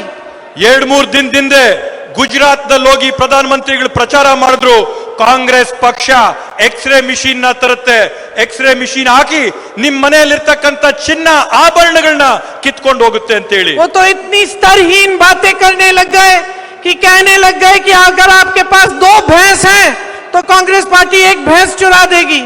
ಅವರು ಯಾವ ರೀತಿಯಾದಂತ ಕೆಳಮಟ್ಟದ ರಾಜಕಾರಣಕ್ಕೆ ಇಳಿದೋಗಿದ್ದಾರೆ ಅಂತಂದ್ರೆ ಇವತ್ತು ಅವ್ರು ಹೇಳ್ತಾ ಇದ್ದಾರೆ ನಿಮ್ ಮನೆಯಲ್ಲಿ ಏನಾದ್ರೂ ನೀವು 2 ರಾಸುಗಳನ್ನ ಸಾಕಿದ್ರೆ 1 ಹಸುನ ಕಾಂಗ್ರೆಸ್ ಪಕ್ಷ ತಗೊಂಡು ಹೋಗುತ್ತೆ ಅಂತ ಹೇಳಿ. ये उम्मीद रखी थी आपने अपने देश के प्रधानमंत्री की? ಇದ್ರ ಬಗ್ಗೆ ಈ ತರ ನಿರೀಕ್ಷೆ ಇತ್ತ ನಿಮ್ ದೇಶದ ಪ್ರಧಾನಮಂತ್ರಿ ಈ ತರ ಮಾತಾಡ್ತಾರೆ ಅಂತ ಹೇಳಿ ನಿಮಗೆ ನಿರೀಕ್ಷೆ ಇತ್ತ? या आपने उम्मीद रखी थी कि आपके लिए कुछ करके दिखाएंगे? ನೀವು ಇದನ್ನ ನಿರೀಕ್ಷೆ ಮಾಡಿದ್ರ ನಿಮ್ಮ ರಾಜಕಾರಣಿಗಳು ಈ ತರ ಮಾತಾಡ್ತಾರೆ ಅಂತ ಹೇಳಿ? कि 10 सालों के राज के बाद जब आपके सामने मंच पे आएंगे तो कुछ कहने को होगा कि हमने इतनी स्कूल खोले, हमने इतनी विश्वविद्यालय खोले, हमने इतने अस्पताल बनाए आपके लिए, हमने इतनी किलोमीटर सड़क बनाई, हम बड़े बड़े उद्योग खोल रहे हैं, लेकिन ये सब बातें नहीं कह सकते क्योंकि उन्होंने ये काम किया नहीं. ಇವತ್ತು 10 ವರ್ಷಗಳ ಆಡಳಿತದ ನಂತರ ಅವ್ರು ನಿಮ್ಮ ಹತ್ರ ಬಂದು ಅವ್ರ ಸಾಧನೆಗಳನ್ನ ಹೇಳ್ಬೇಕಾದಾಗ ಅವ್ರ ಸಾಧನೆಗಳಲ್ಲಿ ಹೇಳ್ಬೇಕಾಗಿತ್ತು. ನಾವು ಸಾವಿರಾರು ಸಂಖ್ಯೆಯಲ್ಲಿ ಶಾಲೆಗಳನ್ನ ತೆಗೆದಿದ್ದೀವಿ, ಸಾವಿರಾರು ಸಂಖ್ಯೆಯಲ್ಲಿ ಆಸ್ಪತ್ರೆಗಳನ್ನ ತೆಗೆದಿದ್ದೀವಿ, ಸಾವಿರಾರು ಸಂಖ್ಯೆಯಲ್ಲಿ ನಾವು ಕಂಪನಿಗಳನ್ನ ಕಾರ್ಖಾನೆಗಳನ್ನ ತೆಗೆದಿದ್ದೀವಿ, ರಸ್ತೆಗಳನ್ನ ಮಾಡಿದೀವಿ, ಉದ್ಯಮಿಗಳನ್ನ ತಂದಿದ್ದೀವಿ, ಉದ್ಯೋಗ ಕೊಟ್ಟಿದೀವಿ ಅಂತೇಳಿ ಇವೆಲ್ಲವನ್ನೂ ಕೂಡ ಹೇಳ್ಬೇಕಾಗಿತ್ತು. ಆದ್ರೆ ಇವತ್ತು ಅವ್ರ ಬಾಯಿಂದ ಆ ಒಂದು ಮಾತು ಕೂಡ ಬರ್ತಾ ಇಲ್ಲ. ಯಾಕಂದ್ರೆ ಅವ್ರು ಒಂದು ಕೆಲಸನೂ ಕೂಡ ಇವತ್ತು ಅವ್ರು ನಿಮ್ ಪರವಾಗಿ ಮಾಡಿಲ್ಲ.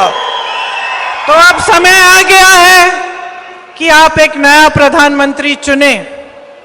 अब समय आ गया है कि आप अपने देश की राजनीति को भी ठीक करके दिखाएं, जिस तरह से आपने कर्नाटका की राजनीति को किया है। ಇವತ್ತು ಸಂದರ್ಭ ಬಂದಿದೆ, ಸುವರ್ಣ ಅವಕಾಶ ಬಂದಿದೆ. ನೀವು ದೇಶಕ್ಕೆ ಹೊಸ ಪ್ರಧಾನಮಂತ್ರಿನ ಆಯ್ಕೆ ಮಾಡಿ, ಹೊಸ ಆಡಳಿತನ ತೋರಿಸಿ, ಕರ್ನಾಟಕ ರಾಜ್ಯದಲ್ಲಿ ಯಾವ ರೀತಿಯಾದಂತ ಬದಲಾವಣೆ ತಂದ್ರಿ ಆ ರೀತಿಯಾದಂತ ಬದಲಾವಣೆನ ಕೇಂದ್ರದಲ್ಲಿ ತಗೊಂಡ್ಬನ್ನಿ.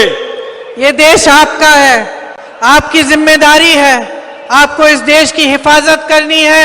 तो भविष्य के बारे में सोचो, अपने जीवन में जो संघर्ष हैं उनके बारे में सोचो, और ये जो टीवी पे होर्डिंग्स पे आपको दिख रहा है इसको परे करो, अपनी सच्चाई पे उतरो और अपना वोट अपने ही पक्ष में दो, ताकि आपकी ऐसी सरकार केंद्र में भी आए जो सारी गारंटी करके आपको दे।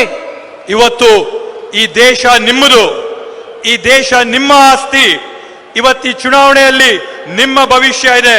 ನಿಮ್ಮ ಭವಿಷ್ಯದ ಬಗ್ಗೆ, ನಿಮ್ಮ ದೇಶದ ಬಗ್ಗೆ, ನಿಮ್ಮ ಮಕ್ಕಳ ಬಗ್ಗೆ ಆಲೋಚನೆ ಮಾಡಿಕೊಂಡು ಮತದಾನ ಮಾಡಿ. ಈ ಚುನಾವಣೆಯಲ್ಲಿ ಟಿವಿಗಳಲ್ಲಿ, ಮೀಡಿಯಾ ಅಲ್ಲಿ, ಹೋರ್ಡಿಂಗ್ಗಳಲ್ಲಿ ನರೇಂದ್ರ ಮೋದಿ ಏನಂತ ತೋರಿಸ್ತಾ ಇದಾರೆ ಅದನ್ನ ನೋಡಿ ದಾರಿ ತಪ್ಪೋಗ್ಬೇಡಿ.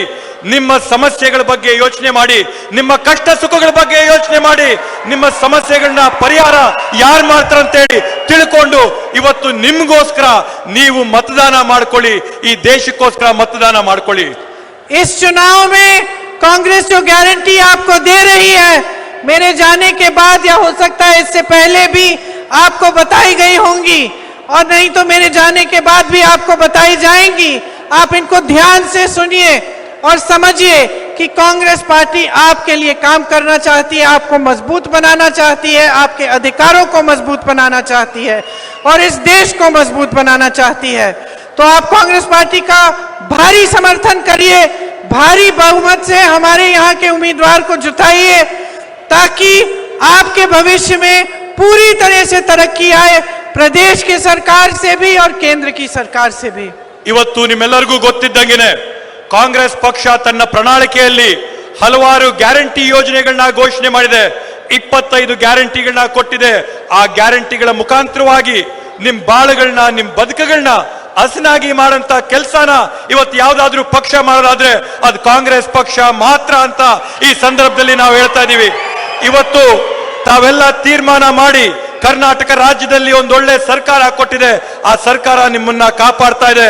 ಮುಂದಿನ ದಿನಗಳಲ್ಲಿ ನಿಮ್ಗೆ ಒಳ್ಳೆ ಅಭ್ಯರ್ಥಿನ ಕೊಟ್ಟಿದೀವಿ, ಪ್ರತಿಭಾವಂತ ಅಭ್ಯರ್ಥಿ ನಿಮಗೆ ಕೊಟ್ಟಿದೀವಿ. ಈ ಅಭ್ಯರ್ಥಿಗೆ मतदान ಮಾಡಿ, ಅವ್ರನ್ನ ಆಯ್ಕೆ ಮಾಡಿ, ಕೇಂದ್ರದಿಂದ ಕೂಡ ನಿಮ್ಗೆ ಅನುಕೂಲಗಳು ಮಾಡಿಕೊಡೋ ರೀತಿಯಲ್ಲಿ ನೀವು मतदान ಮಾಡಬೇಕು ಅಂತ ನಿಮ್ಮಲ್ಲಿ ಮನವಿ ಮಾಡ್ತಾ ಇದ್ದೀನಿ. आप सबको बहुत बहुत धन्यवाद, आपने इतना इंतजार किया. आप सबको घर जाना पड़ेगा, अभी शाम होने लग रही है. धन्यवाद. ನಿಮ್ಮೆಲ್ಲರಿಗೂ ಕೂಡ ಮನಸ್ಪೂರ್ವಕವಾದಂತ ಧನ್ಯವಾದಗಳನ್ನ ಹೇಳ್ತಾ ಜೋರಾಗಿ ಜೈ ಹಿಂದ್.